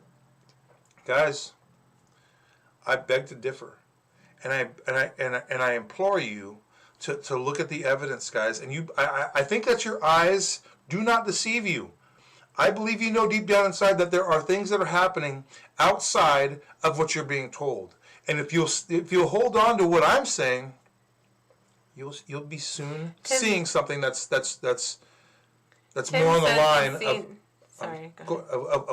of what you believe is happening. Go ahead. Sorry. Tim says I've seen some unhealthy behavior with following Trump. You know what? I'm sure there is always the exception. There's always certain people that take it too far, for sure. And those people, I don't know. Well, when you I don't know what to say about when you're them. saying unhealthy behavior Like maybe- exhibited, I've seen people who carry it on their sleeve of how disappointed and how much. I think it's just an emotional thing. It's such It was very difficult, and still is very difficult. Exactly. People look at me like, how the heck can you still keep on riding that horse?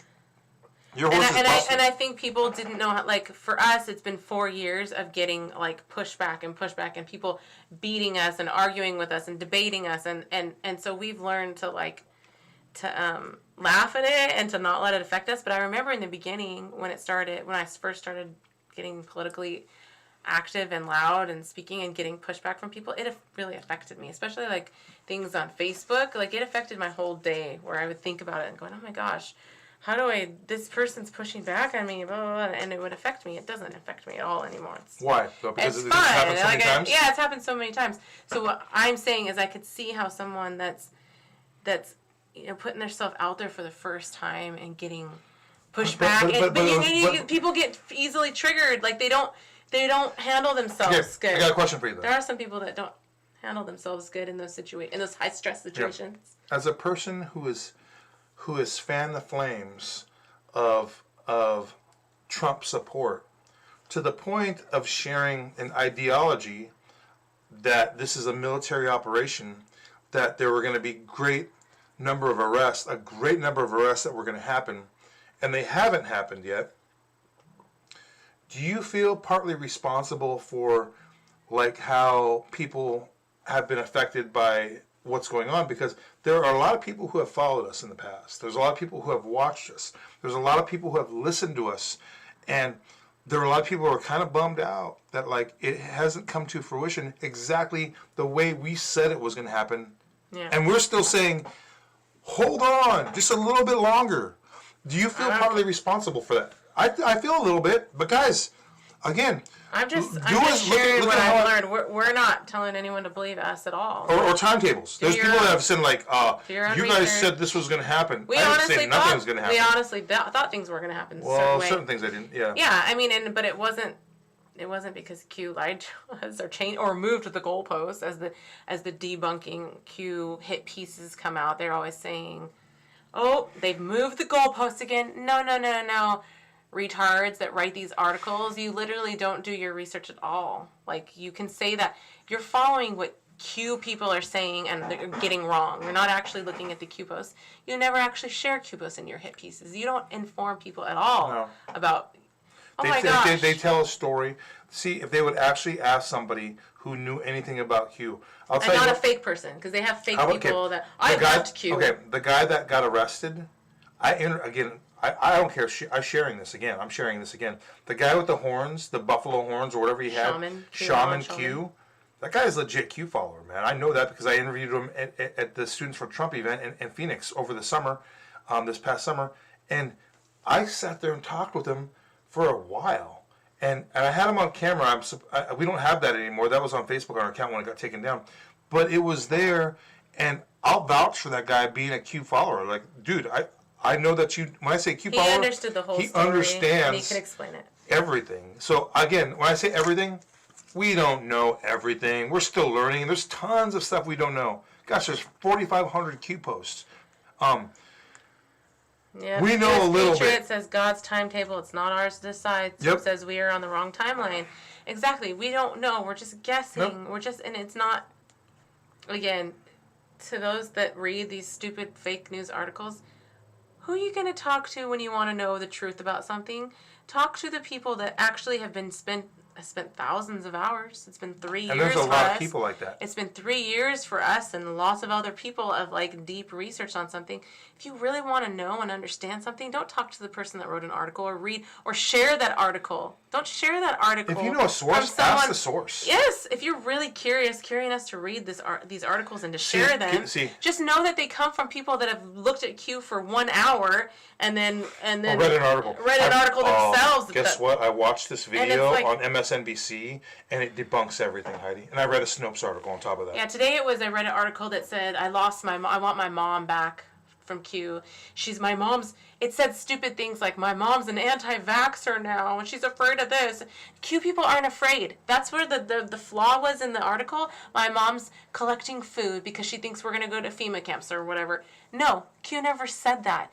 Q is a message of hope. And this stupid article was saying that my mom is afraid of this and afraid and doesn't trust this and doesn't trust... You know who's afraid? We don't trust the big pharma and big government. We're not afraid. If you're wearing a mask, you're afraid. Because Q is not just saying all these conspiracies are real, because that would be depressing. Yeah, all the conspiracies are real, and that's part of Q's message to everyone is, look, it's a giant web of corruption, of incestuous Illuminati bloodlines that are controlling every aspect and every system in our world. Yes, but the purpose of Q is to say there is a plan to combat this, to fight it, and to win, and it's happening. There are good people in the world who have been working on this for a long time.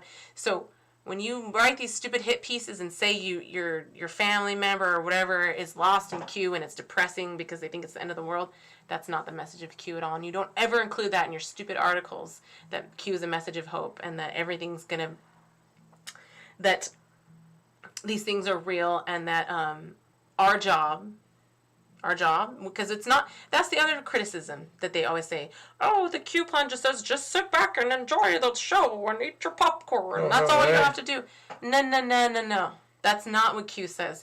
Q says research. So what is that? That's reading. You're reading all the freaking time. You're constantly reading things and then verifying things. But you don't just, this is the thing, is like, I don't go to this and go, I'm going to spend Today I'm going to spend 4 hours researching. No, just read what read it, what interests you.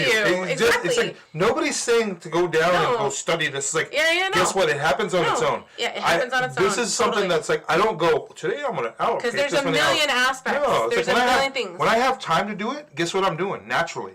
Guess it's not watching the NBA anymore, for sure. It's not watching the NFL. So the Q plan is not for you just to sit back and relax and enjoy the show. No, you should be reading and you should be sharing the heck out of what you're reading.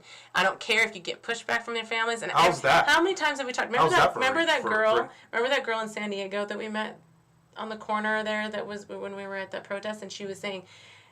She's like, I'm not on social media, but every single person in my whole work knows about Q. Yeah.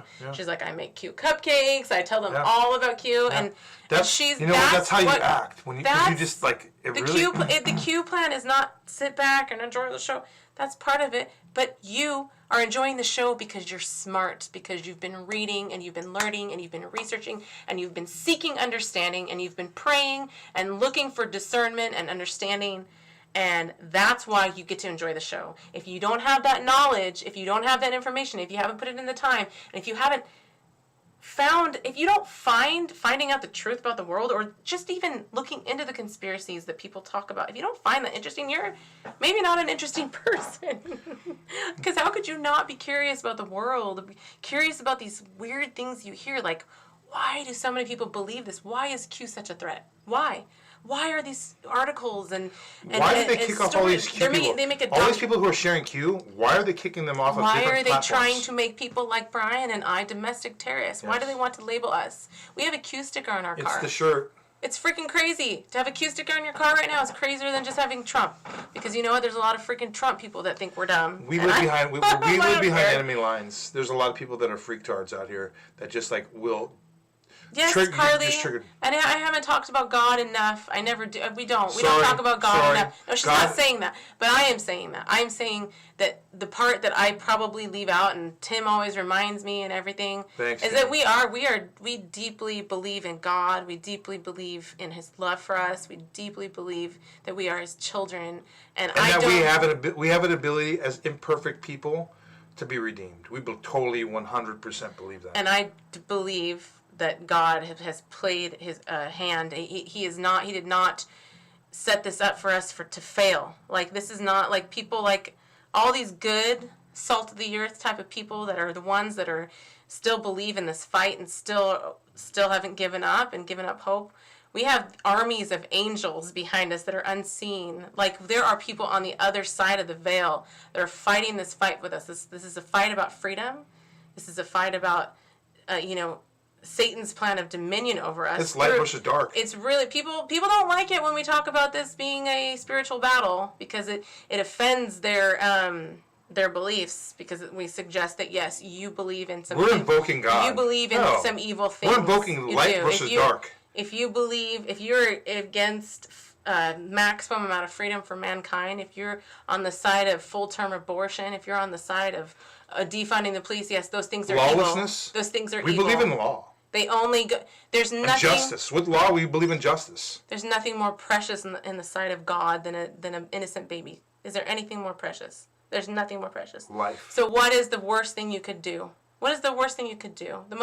The way you can defile God more than anything is to take the life of the most sacred thing there is, which is the life of an innocent child. And that is what the left advocates for. They want that free and on demand, and they want your tax dollars to pay for full-term abortions. And this is about convenience. Abortions are about convenience. Let's tell the truth. It's not about rape or incest. That's a lie. It's about convenience, it's about some much more sinister things than that. Planned Parenthood is in the bed of the Democrat Party. Every opportunity they can to defend them, they want to throw money at them. We know what Planned Parenthood has done. We know that they're involved in harvesting children. They even keep them alive because their organs are worth more money if they're alive. There's some disgusting, sick things going on. And if you stand on that side, I'm sorry, you're on the side of Team Satan. I'm sorry, you are. And if you're not smart enough to figure that out, I don't know how to help you. I don't know how to help you. But Heidi, there might have been overwhelming issues, overwhelming part of their platform, bullet points of things that they believe in that might have swayed their decision to vote for Biden and to vote for the Democrat Party. And the Democrat Party is the party of endless genders. Another blasphemous thing against God. That's evil. That's so evil, mixing our genders, suggesting that there's no genders. That's an evil belief that is perpetuated by the left, and they're putting it in our public schools. How do they get that in the public schools? How do they get this in there? The UN. What else? UN. Planned Parenthood. Planned Parenthood is in our schools. They're part of the curriculum, guys. If you can't see that this is truly the things on the left, and I don't even care about public. I'm just gonna say, it's not Democrat, Republican. Screw those titles. I'm talking about people that have beliefs on the far left versus people that have beliefs on the far right. Whatever your belief is, if you do not value life, if you don't value the sanctity of life, if you don't value stopping the progression of life, you want to talk about progressives? How about progressives when it comes to letting a life of a child who can't defend itself? A child that cannot defend its own life. And the left is the side of bigger government, more control, more opportunity. The government knows. Let the government pay for our abortions and our baby murders. This is wrong, guys. I will say what's wrong, and it's always been wrong, and I will call a spade a spade. I don't care what you're thinking. Okay, again, let's move away from that. Let's look at all the other issues that the party stands for, okay? Let's look at all their party platform. What do they stand for? And I really want to know. Again, I didn't look it up. I know that you didn't look it up, but I'm calling out anybody who voted for the Democrats, anybody who voted for Biden. If you did that, please. You voted for Team Satan. Oh, no, well, I don't even care. Let's not call it Team Light, Team Dark, whatever you want to call it, Heidi. Whatever you want to call it, there has got to be something that you still believe in. I would love to hear what it is because. Oh, cool. Sorry. I'd love to hear what it is. My curiosity has gotten the best of me, and I'm curious like you don't even know what exactly it is that, again, profess your love. It's Valentine's Day. Please, come one, come and all, to share your love for Joe Joseph Biden. Biden looks he's so weak. Why do you love weak Joseph up there. Biden? It's so pathetic watching him Happy try to Valentine's be a Day. president. He's so unpresidential to me and so weak. There's such a weakness. Today it was funny to me. He tried to be a stronger leader. Like it was so painful to watch. It was so disingenuous. Watching him try to be a late leader. He was selling it. He was trying to sell it. Disingenuous. It's ugh. I'm kind of like Joseph says OAN offered Lou Dobbs a job. That's cool. We like Lou Dobbs. Lou Dobbs is good. He was a good anchor. The president likes Lou Dobbs. He was a straight shooter. Yeah, if the president shows up on your show and likes to call in and likes to hang out on your show, I like you. Again, there's a couple shows, Fox and Friends, Hannity. Whatever happened to Tucker? He kind of dropped off. And Usher posting relevant posts. Thank you. Please read an Usher. Why would D's, that means Democrats, block a bill that allows abortions up to the point of birth? How is taxpayer-funded PP, that's Planned Parenthood, allowed to donate large sums of taxpayer funds to select members of the Democrat Party? Yeah.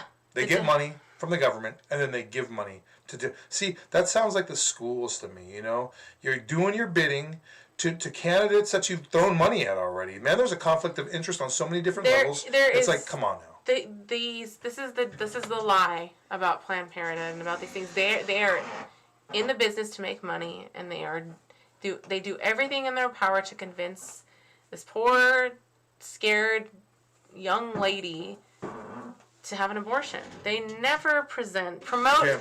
They're worth the money. All that aside, they also do play the game of, well, if the mother's life is in danger, or incest, or rape. Come on now, we have these exceptions. Okay, again, you can paint the exception of the rule for many things, okay? All day long you can do that. It doesn't work for this, guys. We need to live in a society. The rule needs to be painted, and we need to understand what the rule is. And the exception of the rule does not... I think it was Poland that they just made abortions completely illegal. I think it was Poland. Guys, there's a lot of things that are going to be happening with this conservative Supreme Court, and we have yet to see what kind of damage Supreme Court Justice, Chief Justice Roberts has to do. that evil SOB, man, with all this stuff that he's done. And yes, he's on the flight logs at Epstein Island. That dirty freaking dude there's pictures that are coming out right now of him and this kid. So has adopted kids that were through the adoption agency of Jeffrey Epstein. I don't know what it's called. Jeffrey Epstein. Kids Are Us. I don't know. Traffic Kids Are Us. We bring your kids in a submersible with Ghislaine Maxwell. Okay, Ghislaine has a submersible license. We know that, okay? These are things that are just known. Terramar. She belongs to the ocean nation of Terramar, okay? Which gives her the ability to be sovereign to a nation that they make the rules themselves. Screw these people. They really are among themselves. They believe themselves to be better than the rest of us, okay? Oh, and hungry. Poland and hungry. And hungry. Wow, that's awesome. Applaud button. Applause button. Do you guys hear that? Trump might get back in office soon.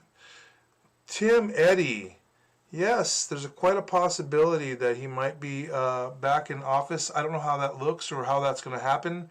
I believe there's got to be another election. If there's a military, if we're under a martial law right now, which is what I believe we're under, with the National Guard still in place, there's elections that have to happen a certain amount of time after. Again, I believe we're under military law, martial law, and also that with us being under martial law, I believe that there has to be elections in a certain amount of time, right? Yeah, I don't know how that a works. time frame. I'm still focused on just tomorrow right now. I'm just taking one day at a time, Brian. Yeah, okay, Pence was such a disappointment. Yes. Wow. Not only is he such a disappointment, but it's Carly. Pence was always a bad guy. He was establishment since day one. He was put in place to run with President Trump as an establishment person. They would not endorse him if he did not take one of their guys. And with that being said, they've been trying to install Pence as a president by taking out President Trump since they started running together. They've been doing this. So Pence has always been a traitor. If you look into it, I guess it's hard to find this information, but we believe that Pence he was taken out of office when Air Force Two, AF2, was turned around over the Atlantic Ocean, and also his wife Karen got an envelope at the George Herbert Walker Bush funeral. So she, amongst others, got the envelope. We've always kind of known that Pence was bad. bad. We've been saying that forever, and that was weird for people. People were like, no. People fell in love with him because he was crazy. such a Christian. He was such a good church-going. It's like, no, dude, that guy's he's actually a pedophile, and he's responsible for over 100 deaths. I don't care. You're gonna get kicked off, right? I don't know. Oh, well, he is. Pedo Pence. The swamp is deep. The swamp is deep on both sides. Deep. Murkowski, Collins, all of these people, man. We all knew that they were that way, but it's the new ones. It's the ones that you were like, whoa, I didn't expect that. I thought they were on our team. I thought they were team good. No, team bad. Tim says booms in D.C. They are cleaning out the swamp and the dumps. Timelines change as it is taking longer than they expected. The corruption was it dumps? I don't know if you meant dumps. It's taking longer than they expected. The corruption was bigger than expected. That's true. That's very possible, Tim. Because yeah, he meant dumps. Yeah. Have you guys listened to Philip Schneider before? I just discovered him not too long ago, and look him up. Look him up. Philip Schneider. If you never heard of him, he participated in building 13 of these dumbs, and he's a whistleblower. He was killed. He's like a Bill Cooper. He's kind of like a Bill Cooper, like a whistleblower guy. But I learned a lot from him, man. He was very, very interesting to listen to. I don't know. You can find him on YouTube. I think so. Yeah, the Pence stuff is spotty. Like there's certain people that have done a lot of research on him. For me, I started listening to Phil McConnell, and he started calling out Pence, and then all these people started saying Phil McConnell's bad. I'm not sure. I didn't sense that Phil McConnell was bad. I heard a lot of accusations about him, and I'm not sure what to believe. But he was the first person that I heard publicly really calling out Pence and saying that he was either covering up for pedophilia or he was a pedophile. That he was responsible for killing children. I don't know. Guys, thanks for joining us. It's 12:24 here, Pacific Standard Time. And Linwood is not giving up. You're right. Linwood is like super spiritual, man. All his posts are very spiritual, and they are full of love and light, and he's just always so encouraging. Where do you think Linwood's from? He's like from the South. He's got like a Southern accent. South. Georgia? I don't know. That'd be Midwest Standard piece Time. Of chocolate. That'd be 2 hours. I need That'd some be chocolate. for them. It's Give me the chocolate. for them. It's 2:24 in the morning right now in the South. So if you're on the East Coast, guess what time it is? You guessed right. It's 3 o'clock in the morning. Dang. Do we Guys, have West Coasters on here? Thanks for hanging out. And if you're hanging out with us here on the West you're Coast, crazy. Tim, if you're a West Coaster, Tim, it's very late where you are, Tim. I don't know what you're doing, buddy. Tim's hanging out with us. What's up, Tim? U.S. Patriot, where are you at? Ohio. Or no, someone's Ohio. Was that U.S. Patriot? Carly, where are you coming from? Identify your locations. Tell us please. what's your 1020? Was that your 1020? Our location is in Huntington Beach, California. I think it's like 50 degrees outside. A little cool. Overcast today. Under brightly lit skies, chemtrails. Chemtrails. Everything was chemtrails today. We can say today, because it is the next day, it's going to be a good day. Hot diggity dog. We're going to hear Trump's defense. And they might call witnesses. I hope they call witnesses. I don't know if that's the plan. Let's see. Let me read this. Scheduled tomorrow at noon Eastern Standard Time. So on the East Coast, it's noon. So 9 o'clock for us, right? Is when the Trump defense team will begin arguments. Each side has up to 16 hours as per the rules, but David Schoen, is that how you say it? Is suggesting they may only use 3 or 4. This is not definite. It's just what he's saying right now. If they do end up only using tomorrow, the senators' questions will be asked on Saturday. Okay, so the senators get an opportunity to ask questions then. So if they just use a few hours, then the questions will be asked on Saturday. Then, but you know what, though, that could be information. That could be information to mess with them. To think that they're going to have to prepare on Saturday to have to defend against things that aren't going to come. They could be running all day tomorrow. It says then each side gets 2 hours for closing arguments on Saturday or Sunday. If they start to call witnesses before the closing arguments, the trial could be extended. So, we could get witnesses. That's what they're talking about, bringing in Shaman, right? Is that going to happen? I don't know, there's talk about that. Justin and Julie, or whatever his name is. Is that his name? I don't remember.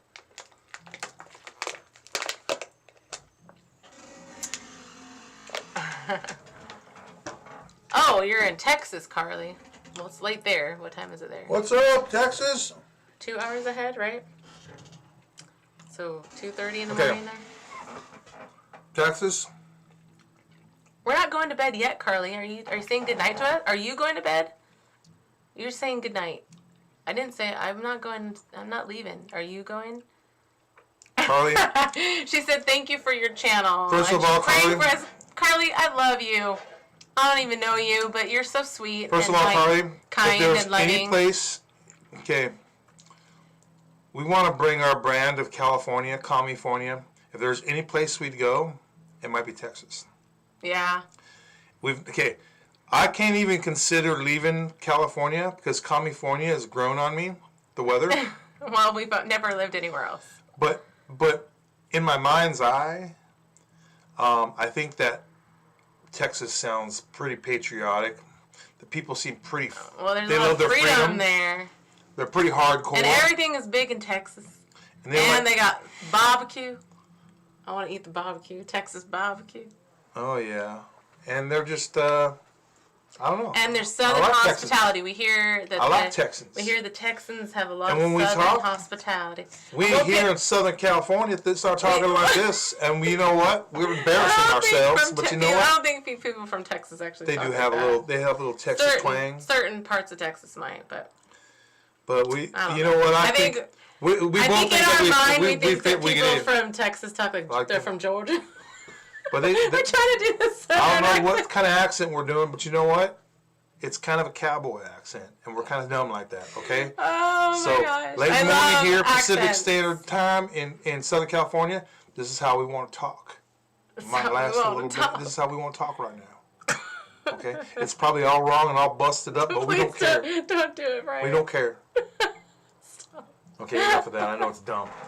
Anyway, that was really dumb. Well, you got to tell me what part of Texas. Texas is a very big place to live. You have to tell me, what do we need, like, to survive? Like, what do you, like, if you could live somewhere, because we're spoiled with our weather here, but, like, what environment would be good, could you handle? I don't want to be too rural. I can't go in the middle of nowhere. I know a lot of people that appeals to them, but I just, like, I need a little bit of a town. Like, I can't be in the middle of nowhere. That's one thing. Like, I need to be able to drive, like, I need to be able to go to a decent-sized grocery store. I don't know. What do you need? Where could you live? I need, I don't like snow. I don't like extreme do you heat. like the snow? Extreme heat and extreme cold. Yeah. Nothing extreme. So my body, God just made a body that just couldn't handle that kind of stuff. Like, I just can't do it. California is beautiful, and it's unfortunate that it's the way it is. We're trying to hold Huntington Beach down, man. I'm trying to keep it freaking conservative here. We're doing everything we can to keep this little tiny area of California. Actually, there's lots of areas that are conservative. They're just all in the farmland areas. If you live by the coast, you got a lot of... I like Texans. That's all I'm going to say. Is Texans, Houston is humid. Ooh, I don't know. Humidity. Is there any dry parts of Texas? I think I'd like dry. Houston, we have a problem.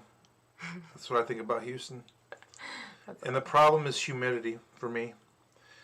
So oh my gosh, okay. Coast. Okay, so she says the cost of living is awesome.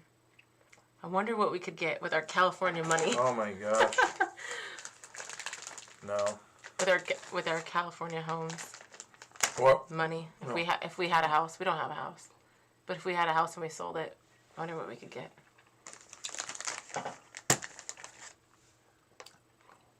Like, I bet you rent there would cover the cost of like a mortgage. Probably. But I don't know. I heard Austin's good. Anyways, guys. Oh, you lived in Monterey. Wow, that's nice. That's pretty nice.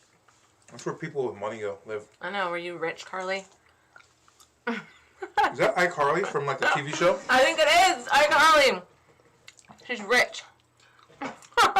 iCarly, we used to watch a show. My kids would watch you, so I'd watch them too. And I'd sing the song that they sang, you know. I know. Okay, guys. Hey, if you're hanging out with us tonight, it's late night. Thanks for hanging out. I don't know if there's a message that we have to say other than today is going to be very exciting.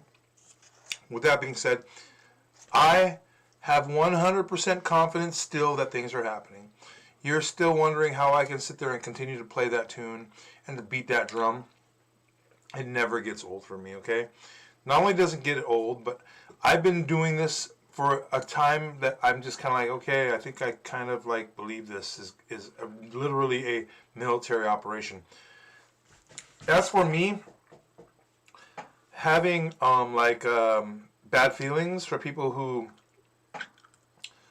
voted for Joe Biden, I don't. My only feelings that I have are that if you didn't do your homework for the candidate that you voted for and you can't defend that, then I might have bad feelings for you, because it's like God has given us all intellect and our mouths if you can talk, to verbalize in our minds, to speak up to why you voted, and I'm not like calling you out specifically. Oh yeah, I am. Let's not lie. I'm calling you out. Okay, Brian, you've done enough. I know. You've done enough. I know, but I'm going to continue to beat the Brian. drum. No, I only say this. I only say this because nobody watches. Okay, if you're watching this again, yeah, you. I want to ask a question. 1791, U.S. Patriot. That's your name.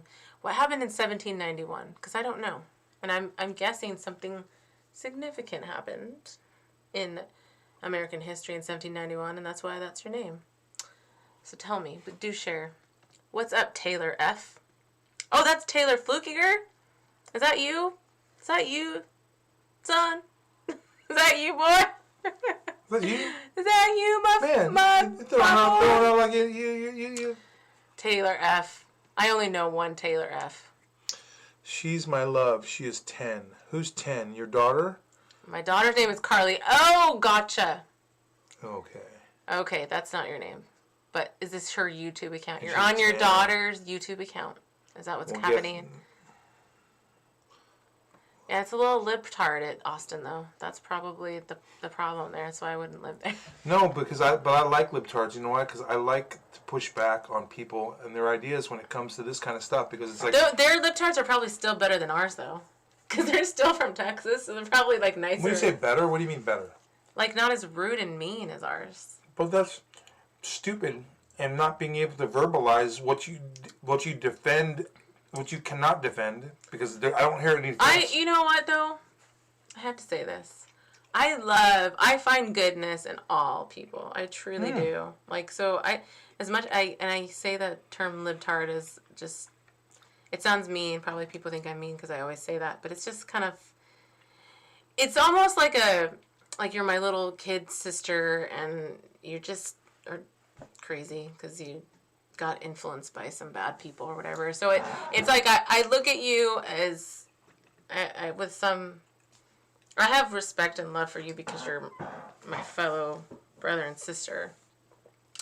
That's why we're all God's children, and I do think there's good in all people. I think there's just a lot of people that are really deceived. And to that end, that's why I married you, Huddy, so that you can have opinions that I can go, yeah, like she said. Because I don't necessarily agree with that. Yeah, you do. We love all people, no, Brian. I do, Heidi, I do love all people. I do. We love everybody. There's good in all people. There's genius in all people. So what's my problem? What do you think my problem is then? If I have issues with people, because I clearly do. No, you don't. Well, I do with people who have voted for something that they don't necessarily stand in favor of. Okay. Again, I asked, and it's all. Again, I beat the same freaking drum over and over again. Calm down. Calm down, Brian. Okay. It's okay. It's not. So it's not. It's really, not okay. You just want to have the conversation. You're just like, talk to me, people. Come on in. The gate is wide and open. Come on, talk to us. Don't be afraid. We feel like people are We're afraid not to talk as to us. bad We're as like, they say. we're like, don't be afraid to have a conversation with us. Talk to us, guys. Reach out. We don't chop people's heads off. No. As a matter of fact, We like to discuss things. We're pretty good at, like, to engaging in a conversation that is uplifting, that is informative for both of us, so that we can learn from each other. I look forward to conversations that you can both. You're Puerto Rican. You're Yes. Puerto Rican Who's Puerto Rican? Texans. Who's Puerto Vanessa. Rican? Carly's real name is Vanessa, and she is Puerto Rican. Ooh, I don't like your Puerto Rican accent. That's a very good accent. Oh. Try it again. Let's hear it again. Okay, I'll give you. Ready? Take two. No, you already told me it was bad. Don't do the Puerto Rican accent first. That's Stop, not good. I'm just saving you, honey. I know. I'm just saving you. Don't do your Texas accent. That was ugly. I know. It was horrible. Stick with my your Texan accent. Stick with pigeon. My Texan accent Your is best bad. accent. It's horrible. It's as bad as your Puerto Rican accent. Your It was pretty bad. It was pretty good. You're so mean. I want to live in America. That's what it sounded like. Your best accent is pigeon. That's your natural. That's Enough. your natural. Okay, guys. accent. I don't care about my accent. Yeah. Guys, I care about this country that we live in, and I care with all of my heart that everybody has the ability to make the choices that will bring freedom to this country. That was so profound, I know. What are you doing? Our Puerto Ricans, don't they usually live in New York? Oh my gosh. Let's. No, they cannot. No, there's a lot of Puerto Ricans in There's Texas. none in Texas. They can't live there. So No. you have to live where all Puerto Ricans live. Brian. Okay. Shut up. Do you live in the Puerto Rican ghetto in Texas? No. You're so retarded, Brian. She liked my singing.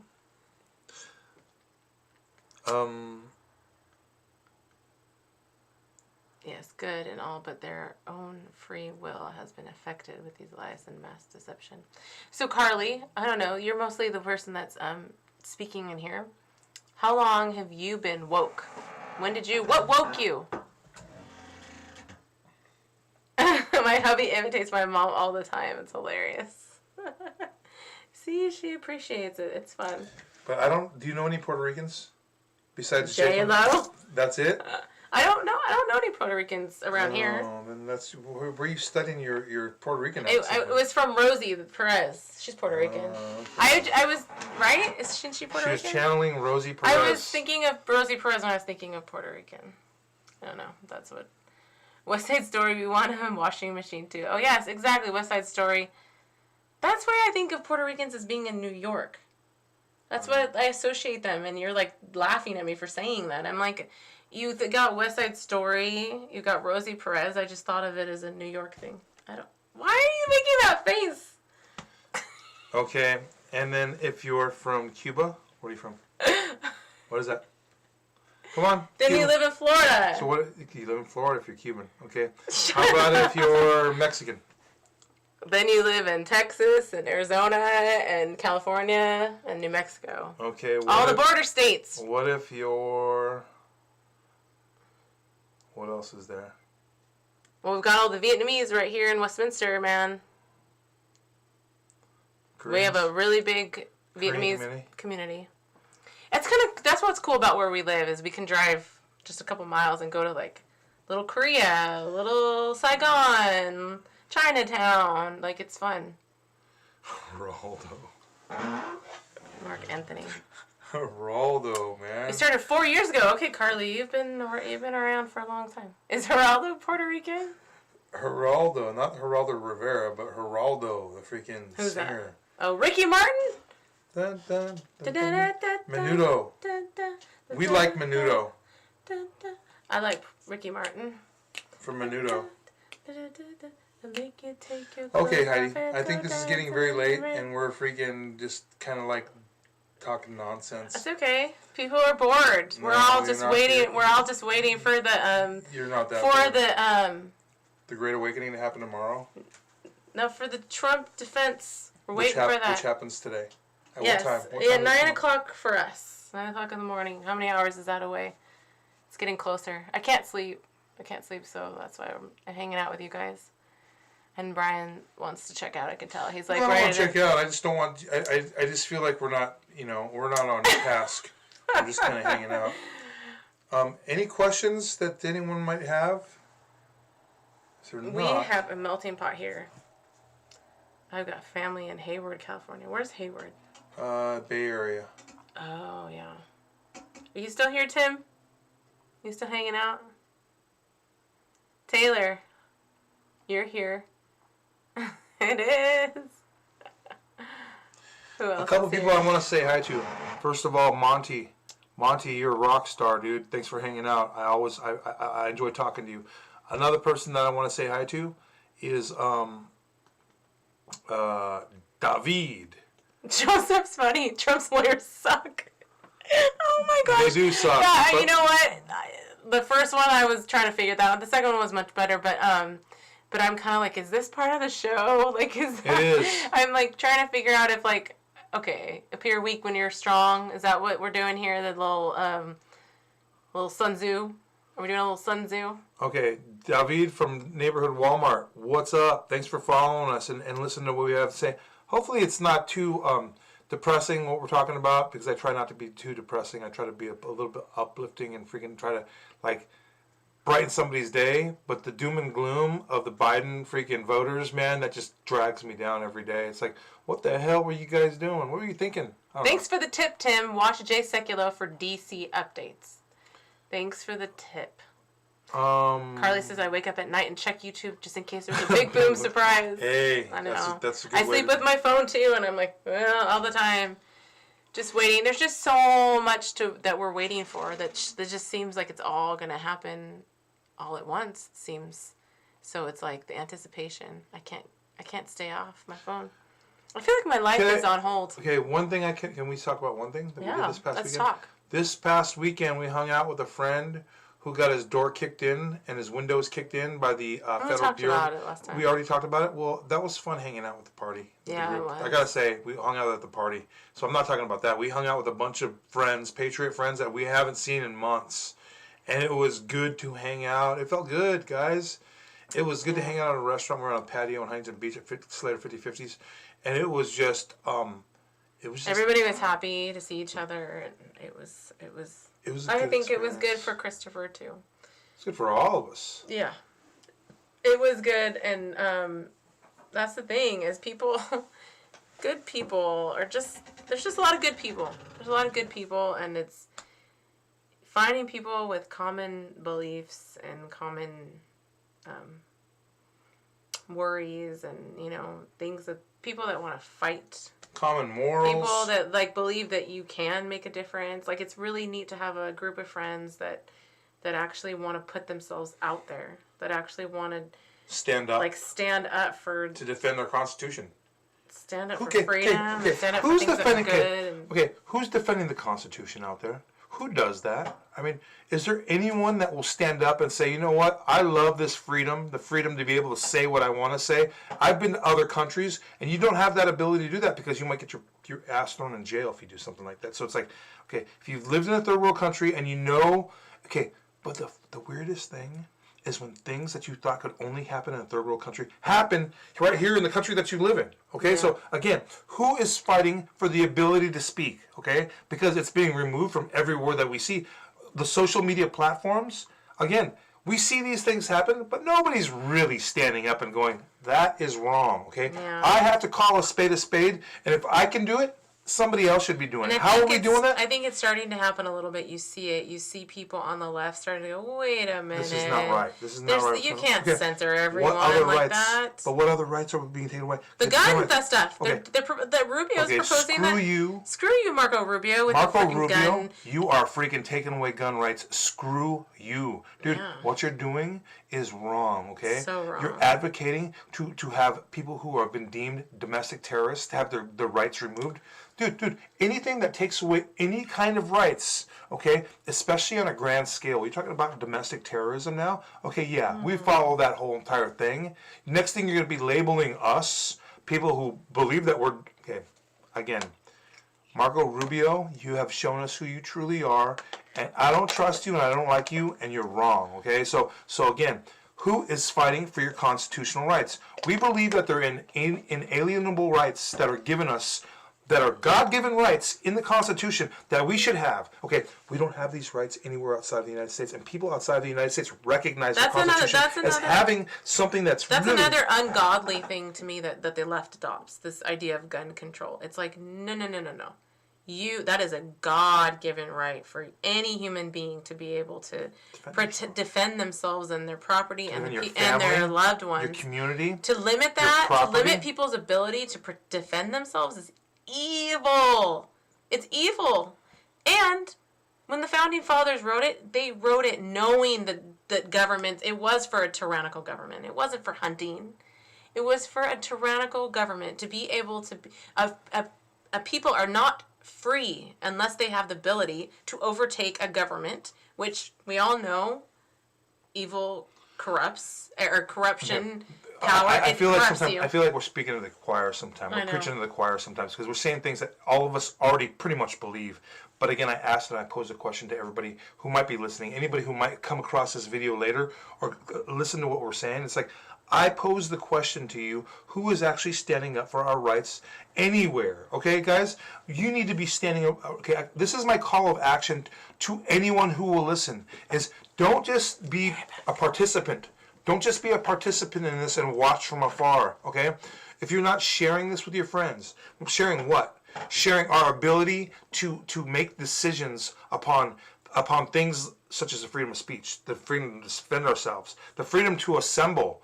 These are all things that are being questioned right now. Our rights are being questioned, and again, people aren't even asking the questions that need to be asked. Okay, I want to ask you guys, especially if you're not doing anything. It's like, so when does the point come when you're just gonna say enough is enough? I don't know. I don't believe that. I don't believe that. I just don't believe that people can sit there and take this much longer like this. I don't know how long they can do it, but everybody says they're upset. Everybody says, "Oh, I'm done with what's going on," but there's no action, guys. When I say there's action, I don't demand action from people. It's just I just want to know: is there a breaking point? I don't know that there's a breaking point. I don't think we're there. Well, I'm happy with for my sister. She showed me pulling her kids out of public school. She's like, there was a line drawn for her, and I'm like, she's brave to do that, and I think that her decision will make others think because she did a lot, like you were saying. Do you believe? You believe there's a slow awakening? You believe that people are slowly? It was she saw the line, like the line, a line was crossed for her with her kids. I think it was also listening to her the Zoom, class that they do, so she could hear everything the teacher was saying, and the teacher was saying there are dumb people in the world and there are smart people in the world, and Donald Trump's a dumb person. He said something like that, and then this is your public schools, at least public schools in California. My nephew made the comment because he was talking about the Capitol riots, and he made the comment, well, at least they didn't burn anything down like BLM. He made that comment to him, and nothing was said or whatever. It was like awkward. But yeah, I think there was just several little things that started happening, and she finally was like brave enough, and I'm so glad because it's the selfless thing to do. It's a lot of freaking work for a mom to homeschool her children. It's a lot of freaking work it's easy to send them off and to not think and have 6 hours without children. Turnkey babysitter, guys. You just hand them over. And it's freaking a lot of freaking work to homeschool your kids. But people don't understand what it means to relinquish control to the state. Okay, guys? A lot of you just don't even think twice about it. And you guys put your kids on a school bus and you drop your kids off at school, and you don't have the understanding that the school has the power. At least in California, they have the power to send your kids to the clinic. They have the kids to get an abortion. They don't have to tell. They don't have to tell parents. And they're getting more and more every day. Like there's so many. Like you really start to feel like it's not your child. Like when you go to pick up your child and you have to show your ID in order to get your child. Like they won't give you your child if you don't have your ID and you're standing there like trying to get your kid and you can't get your kid. You can't check them out of this prison, and that's what it feels like. You can't.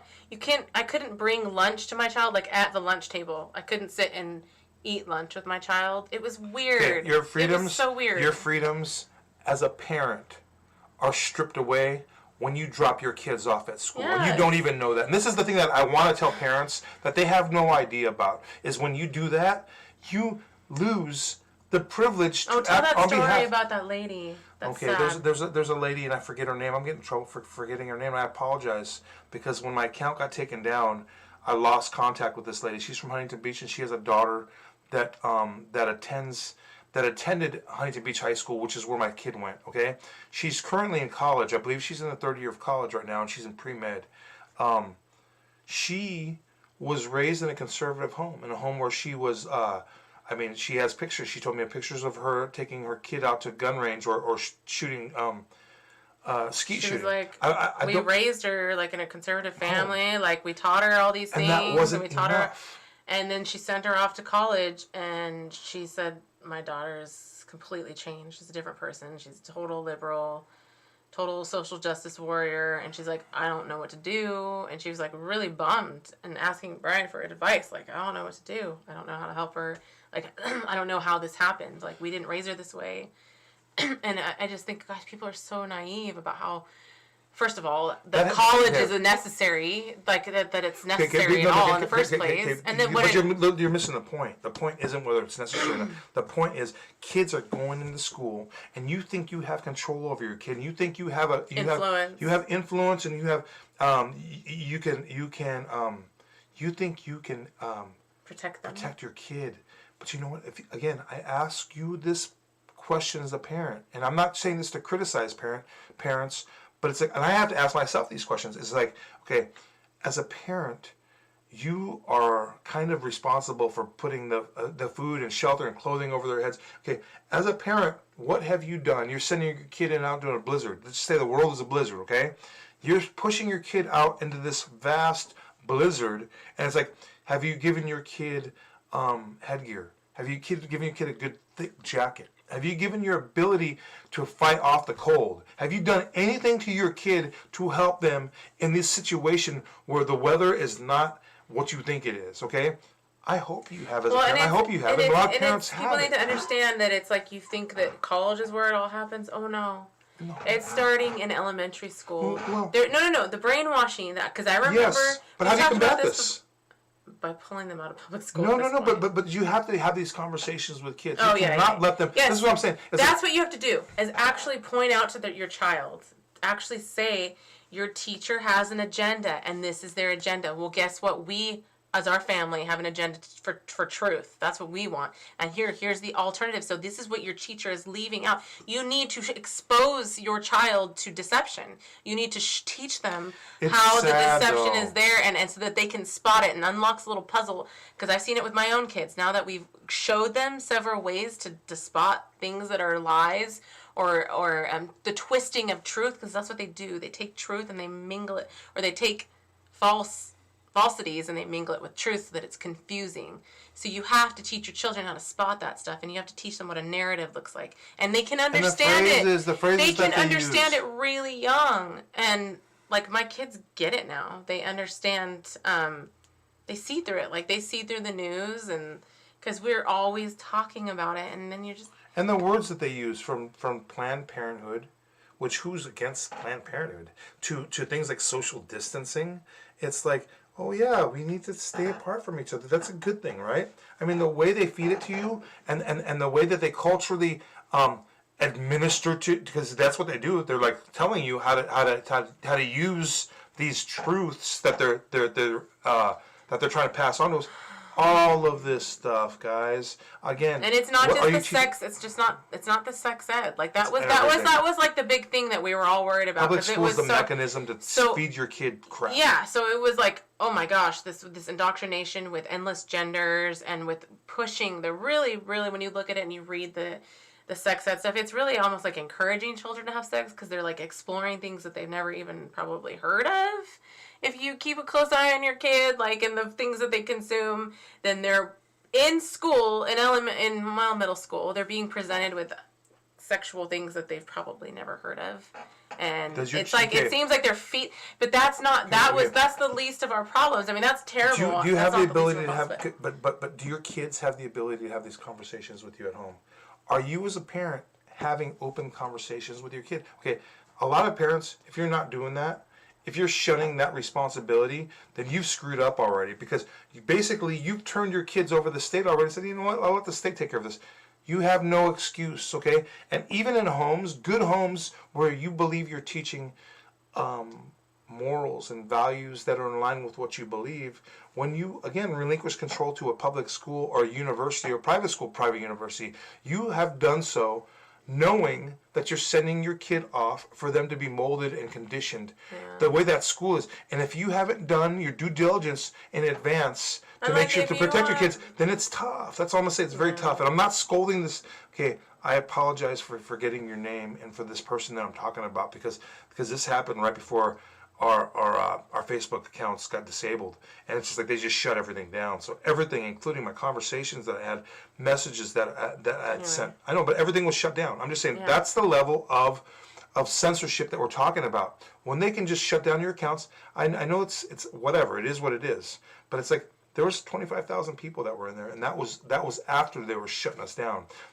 We had videos with millions of views on it. We had a video that over a week, in just one of our last videos that we did, and over 1 week it had over 500,000 views. It's like, these are views that people were watching that I never thought we'd have these kinds of numbers. And we were talking about Q the whole time, so we had a large audience. I'll tell you what, the audience right now of what we did, we would do these lives that we're doing right now, like an hour. We did unscripted, totally just talking like we are about nothing for 3 hours, and the next day there'd be 10,000 views. Okay, that has completely been shut down. Whatever, I don't even care. I don't even care about the views.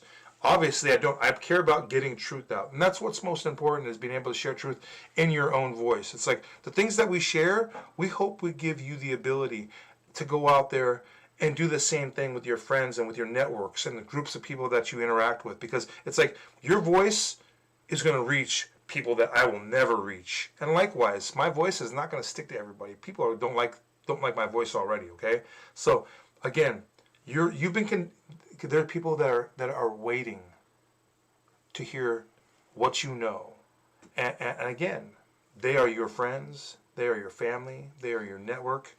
I hope and pray that you hone in on those special skills that you have to teach and to share, because I'm very impatient. So again, I'm going to miss a lot of people.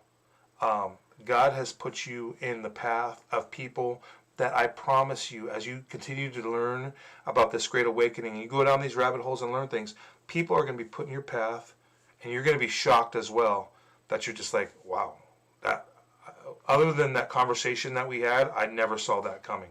Period. Yes, Tim. As parents, we need to take the effort to shine the truth brighter than the many voices they're exposed to. It is our greatest duty. Absolutely. Thanks, Tim. Teaching your kids how to find truth. Like that, teaching them what truth looks like and what it, and teaching them how to to see the devil's crafty ways. Like, and to question not everything. Not enough parents really.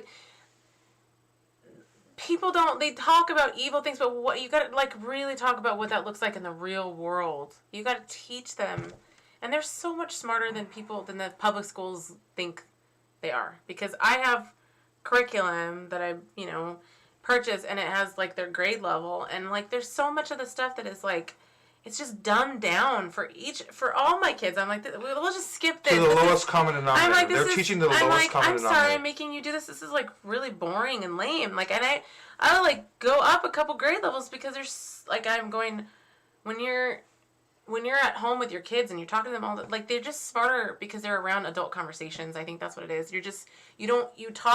I talk this way around my 7-year-old all the time, because I know she picks up on so much of it. The more she hears it, the more she really comprehends a lot of the things we talk about. As we unschool our kids, because our first kid was brought up wholly. He's K through 12, and he's in 12th grade right now, and it's only because of COVID that he's not finishing his public school education. He's very bright, by the way. To our youngest, who is 7 years old right now, and she's never seen the inside of a public school classroom. You have the wide varying of how different they are and how they perceive things. Our youngest child, she has an open mind to what is right and wrong. Not that our first didn't, but our youngest has the ability to see things that, again, our other 3 kids, just because of the situation and their experience, public school really does do something to a child's creative side, and we saw it smothers it with our oldest. He was super creative, starting at 3 years old with his drawing. Pen and ink. He was really drew tiny little details at 3 years old with his little hands, and he was always creating these amazing shapes, and they were what he would say were trains, and they were, anyways, it was fascinating.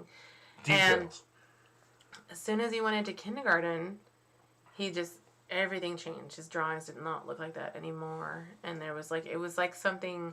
All of a sudden, his drawings were the same as everybody else's, and I'm going, just a lot of things about him. Well, see, when you say that it's the same as everybody else's, when you go to the halls, the school that he went to, they would have all their artwork in the halls on the wall, and again, we taught an art program called Meet the Masters, where they would selectively pick artists, and then the kids in the classroom, it was taught by parents who volunteered, and they would teach these lessons that would give these kids, first of all, information on an artist, and then a style or technique that they could replicate. And that was the most important thing to them, was to replicate the same art 25, 30 times, however many students were in the class. Okay, when he started doing that, and he started looking at all the classes would display their artwork outside of their classrooms on the wall. It was all indoor halls to get from classroom to classroom.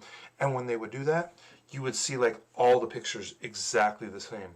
And it was like, there was no, okay, when I taught the class, I wasn't like that at all. They didn't like that because I would. No, it wasn't that they liked that. Actually, I think the teachers liked that we were like so But free I know, because we really taught the no, kids they how didn't, to. though, because when they showed, they hung up the artwork. They did. They hung They up. liked the listen to me. teachers liked when we came and taught. Yeah, they liked it when we taught it, but then when they would look at the classroom, the work that was on the walls. Okay, every single classroom would show their artwork outside of their classroom. Okay, this classroom that we would teach, we gave them too much freedom. It's like But that was the raddest thing, is that everybody's was unique. But that's not rad when you're talking about teaching in a public school system where No, there should no People hiding. thought it was cool. Okay, It was cool. what wasn't cool was every single one looked different. That's not how it's supposed to work. Don't you understand, Heidi? That's the thing about public school is like you should have 25 pieces of the same exact thing. It's called replication. It's not called, it's duplication. That And was it my was. favorite thing, is to teach the kids how to like, well, what inspires you? Like, what's interesting to you? You What's teach them. fun? You teach them the technique, and then let them govern themselves then, to teach yeah, within that you're technique. like, well, but that well, wasn't you what don't it have was. to draw this elephant. But That's part they of did. the project. They told you everybody You had to do a wanna toucan. draw a We had to do a dog. toucan. Remember the project? No, but Toucan. yeah, and I Toucan. love that. That's what I would sit and do with the kids. I would show, you don't have to do it like this. You can do it like this. Yeah, they but have also, to. They need a little bit of Okay, we're talking about nothing instruction. now. I know. we are. But as an artist, okay, I don't. Okay, shoot, I didn't say that. Okay, as somebody who likes art, okay, I like to give the freedom to people who want to express themselves and to have the ability to express, because that's what art is. The ability to express yourself in a medium that you present them, and then that you help them with. Okay, what's wrong there is there's a lot of things wrong when people that don't have that same ability, or the eyeball, the perspective to see what you see, when they sit there and they go, that's supposed to look like this. I know. I saw the demonstration. They taught us in the video how to do it, and that's these parents are letting. Okay, that is a metaphor for life that I believe should be. See, and there's people that are like worker bees. That they just are. And Yeah, it's Carly. She says encourage him to keep with his art. It's funny that you say that, because I set up like a really a designated an area for us to do art because my girls love to do art, so I do. But my son, like my oldest one, who's 18, he was like, I think I want to draw a picture of Trump because he loves Trump, and I've drawn pictures of him before, and I was like, okay, so I like. I printed out all these pictures and I showed him how to use a light box so we could trace it, and I showed him all these different techniques with different markers we had, and and he sat there, and I'm not like, I have not, like, there is an artist in him still. That's the thing, is I was like, I saw that little 5-year-old again. I was like, oh my gosh, he sat there and he had a really good time drawing. They It took was the really artist cool. out of I him. know, they took the wrecked artist out of him. Okay, let me tell you, this kid's mind was, I don't know where his mind came from, but we don't pre-program our kids. Whatever he did, whatever happened, he came out of the womb the way he was, because it's like the things that he was doing when it came to pen and ink and paper was just mind-blowing. And I don't want to like, I don't want to gloat on my kid too much, because that's not what I'm trying to do, man. It's like he is what he is. But damn, when we took him to freaking school, public school, within a year, everything stopped that he used to do, and they were remarkable drawings. I wish we could share some of them, but they were remarkable. I was impressed, and I was like, oh wow, where did this kid come from? I know where it came from. He came from. Well, we did see him though. He did kind of like transfer those abilities, like his Legos. Like his Lego creations are pretty freaking rad. Yeah, but still, It wasn't the same. It's not the same. Anyways, enough talking about that. Yes. He definitely Indigo Kids, and this is stuff that we've learned about over time.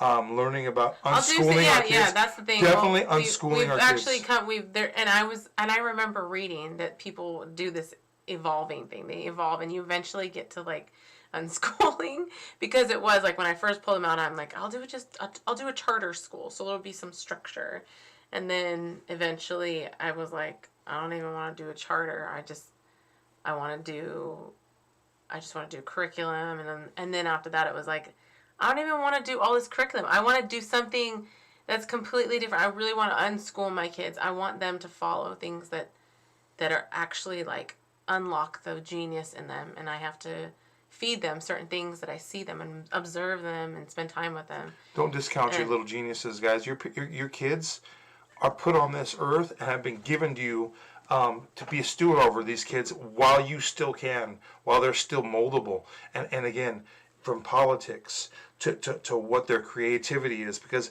I believe that we all have a creative outlet, and that we all have the ability to create That's the part things. of us that's like a piece of God. Yes. Because oh my gosh, the part of us that wants to build and create things, like that's the godly. That's because we're children of God, and God is about creation, and that's why you should desire to have a family. Really, like create, like that's part of creation is like that. So I mean, it's super natural for me to want to have children. Like I never even thought about really having a career. I just was like, I just want to be a mom. Like there's nothing more important to me. And I was always hoping that I would never have to work so that I could just be a stay-at-home mom, which I get to be. So I'm happy because there's nothing more fulfilling. There's nothing that I want to do more. I can do all the things that interest me and be at home with my kids. So I think that's true happiness I mean, of course there's exceptions. There's always, but I think women typically, God made us to want to be with our children and to teach them. I believe that and to build a home and to help mold your children by being there and observing them and knowing what their needs are, and like really being for them in every aspect, in every way. You have to physically be available for your children. There's definitely the good bad. There's definitely the good cop, bad cop. I'm definitely the bad cop. Guys, we have our roles, and yes, there's no definitive roles, but we do have our roles. If you're in a loving relationship, husband and wife, and you have a family, it's really you kind of get your roles of like, and again, there's nothing that is written in stone, but God did create men and women very differently, and our minds work differently. Yeah. And we not just physically, but emotionally, we are different abilities. Sensitivity. And there's nothing more beautiful than tapping Patience. into that natural thing that God created. Our nature, our godly nature. It's a godly nature to be male and female. And the more you do that, and the more you think about it, the more you realize how much we complement each other, and how much we are each other's. His strengths are my weaknesses are his strengths, and you see how God created man and woman to be together, to be that team, to fulfill each other's, to be that yin and that yang, and that those opposing energies that actually opposing and complementary at the same time. Complementary, so that is the ideal situation for children to grow up in, with the influence of a male, a strong Again, male, guys, there's always with the influence of a strong female. Yes. But we should be teaching the ideal. Yes. We should be teaching the ideal and there for is the children. ideal for sure, guys. We're getting to let's see here. Oh my goodness, it's 4:12 in Philadelphia right now, and New York, and in DC. And on the Florida coast, it's 4:12. And if you haven't figured out, Brian and I, we talk about life. We just talk about everything. It's not. I mean, politics is a huge part of life, and it should be, and that's why we talk about it. But we like talking about God. We like talking about faith. We like talking about families. This is what people don't understand. What? Faith, God, politics, your values, your morals, your systems that you have established within your family, your family unit. They're all intertwined. They're all one and the same. And everybody wants to separate them. And everybody wants to say, oh, there's a separation of church and state. And there's a separation of powers. And there's a balance of powers. And all this stuff that tries to remove what are the two things we don't talk about? Politics and religion. What the freak, man? Those are the very things that we should be talking about. All of these things are compound into one. And people don't understand that. It's like what you believe, your politics, what you teach your kids, your family, what you share with your spouse, what you value, how you vote, how your quote unquote politics are all driven by the same vehicle, which is what drives me to believe the things that I believe. Now, there should be a core system, and I believe that a lot of things that we have from the Constitution, especially from the Constitution, from the things that from Thomas Paine all the way down to everything that has given us the social contract and everything that gives Good night, us. Tim. Tim. He's reached his limit. It's very Good night, late. Tim. Thank you. We're cutting out of here too. Well, It's thank you late. for joining us, Tim. Sorry, Brian. Keep going with your thoughts. Everything, guys, it's all wrapped up into one.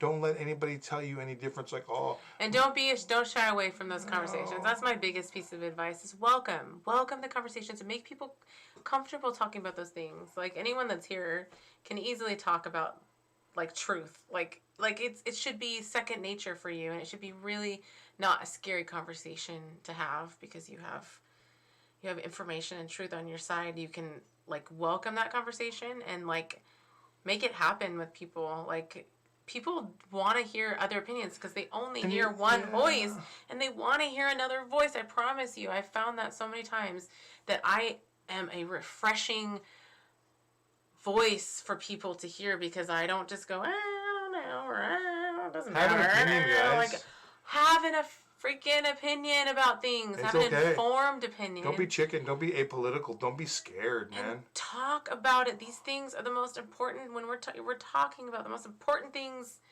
in life. And discuss things with your You're kids supposed around. to discuss these things, and don't be afraid of confrontation. Our kids have heard confrontation, like with us and other people, and I like that my kids see how adult conversations should look, how you can disagree and debate with people, and it can be constructive, and it can be kind, and it's the marketplace of ideas, and and that's one of the greatest lessons for your children.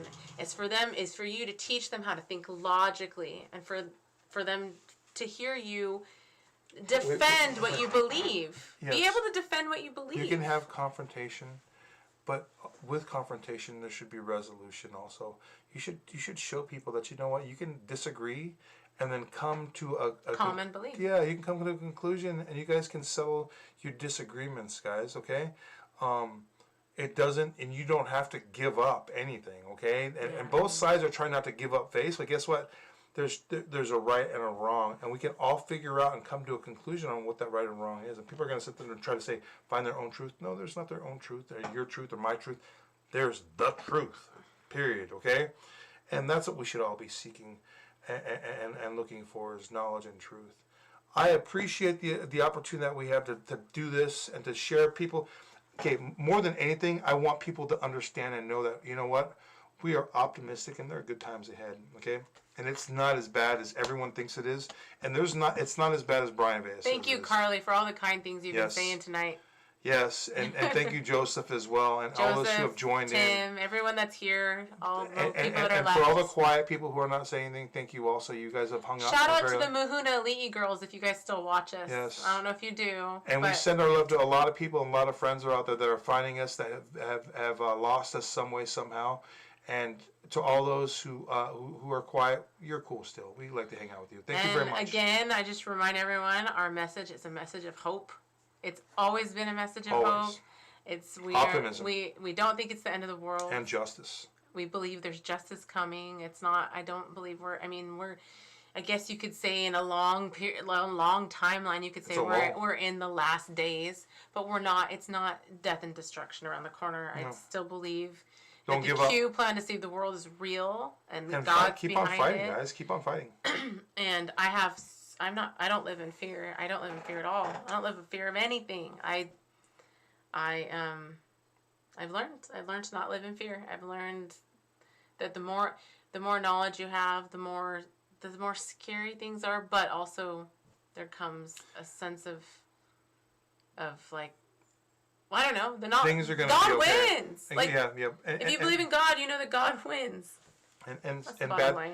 Bad things can still happen to good people, guys. I'm not trying to say that if you're good, you're removed from all you're not, you're safe from anything that can happen to you. No, it's not like that at all. But knowing that and having optimism, and Usher, you're rad. Thank you very much. One more last Q post from an Usher. We fight every single day on behalf of you, the people who put us here. We knew this day would come. We will never forget. Do not glorify us. We are merely the vehicle. You are what matters. Q Post 1358. Thank you very much. That is a great note to end on. Guys, Jesus Christ, He is the Savior. We believe that He is, and that you can receive redemption through Him, and that we are all sinful by nature. We will sin and we will die, and our Savior helps us to overcome both of those. I am grateful for these things, and I know that tomorrow will be a good day. It'll be a good day for all of us who have stood in the face of all of the things, and we have done nothing compared to what the president's done in his administration, and we thank them for all they do. The Alliance, the White Hats, and all good people who have fought on our behalf, and we don't even know, and they receive no recognition. We thank them for all that they do. Again, optimism, have hope, and don't fear what's coming. It's going to be good. Thank you for joining us tonight, and Usher, Carly, especially Carly, you've been here for a lot. Joseph and all those who have followed.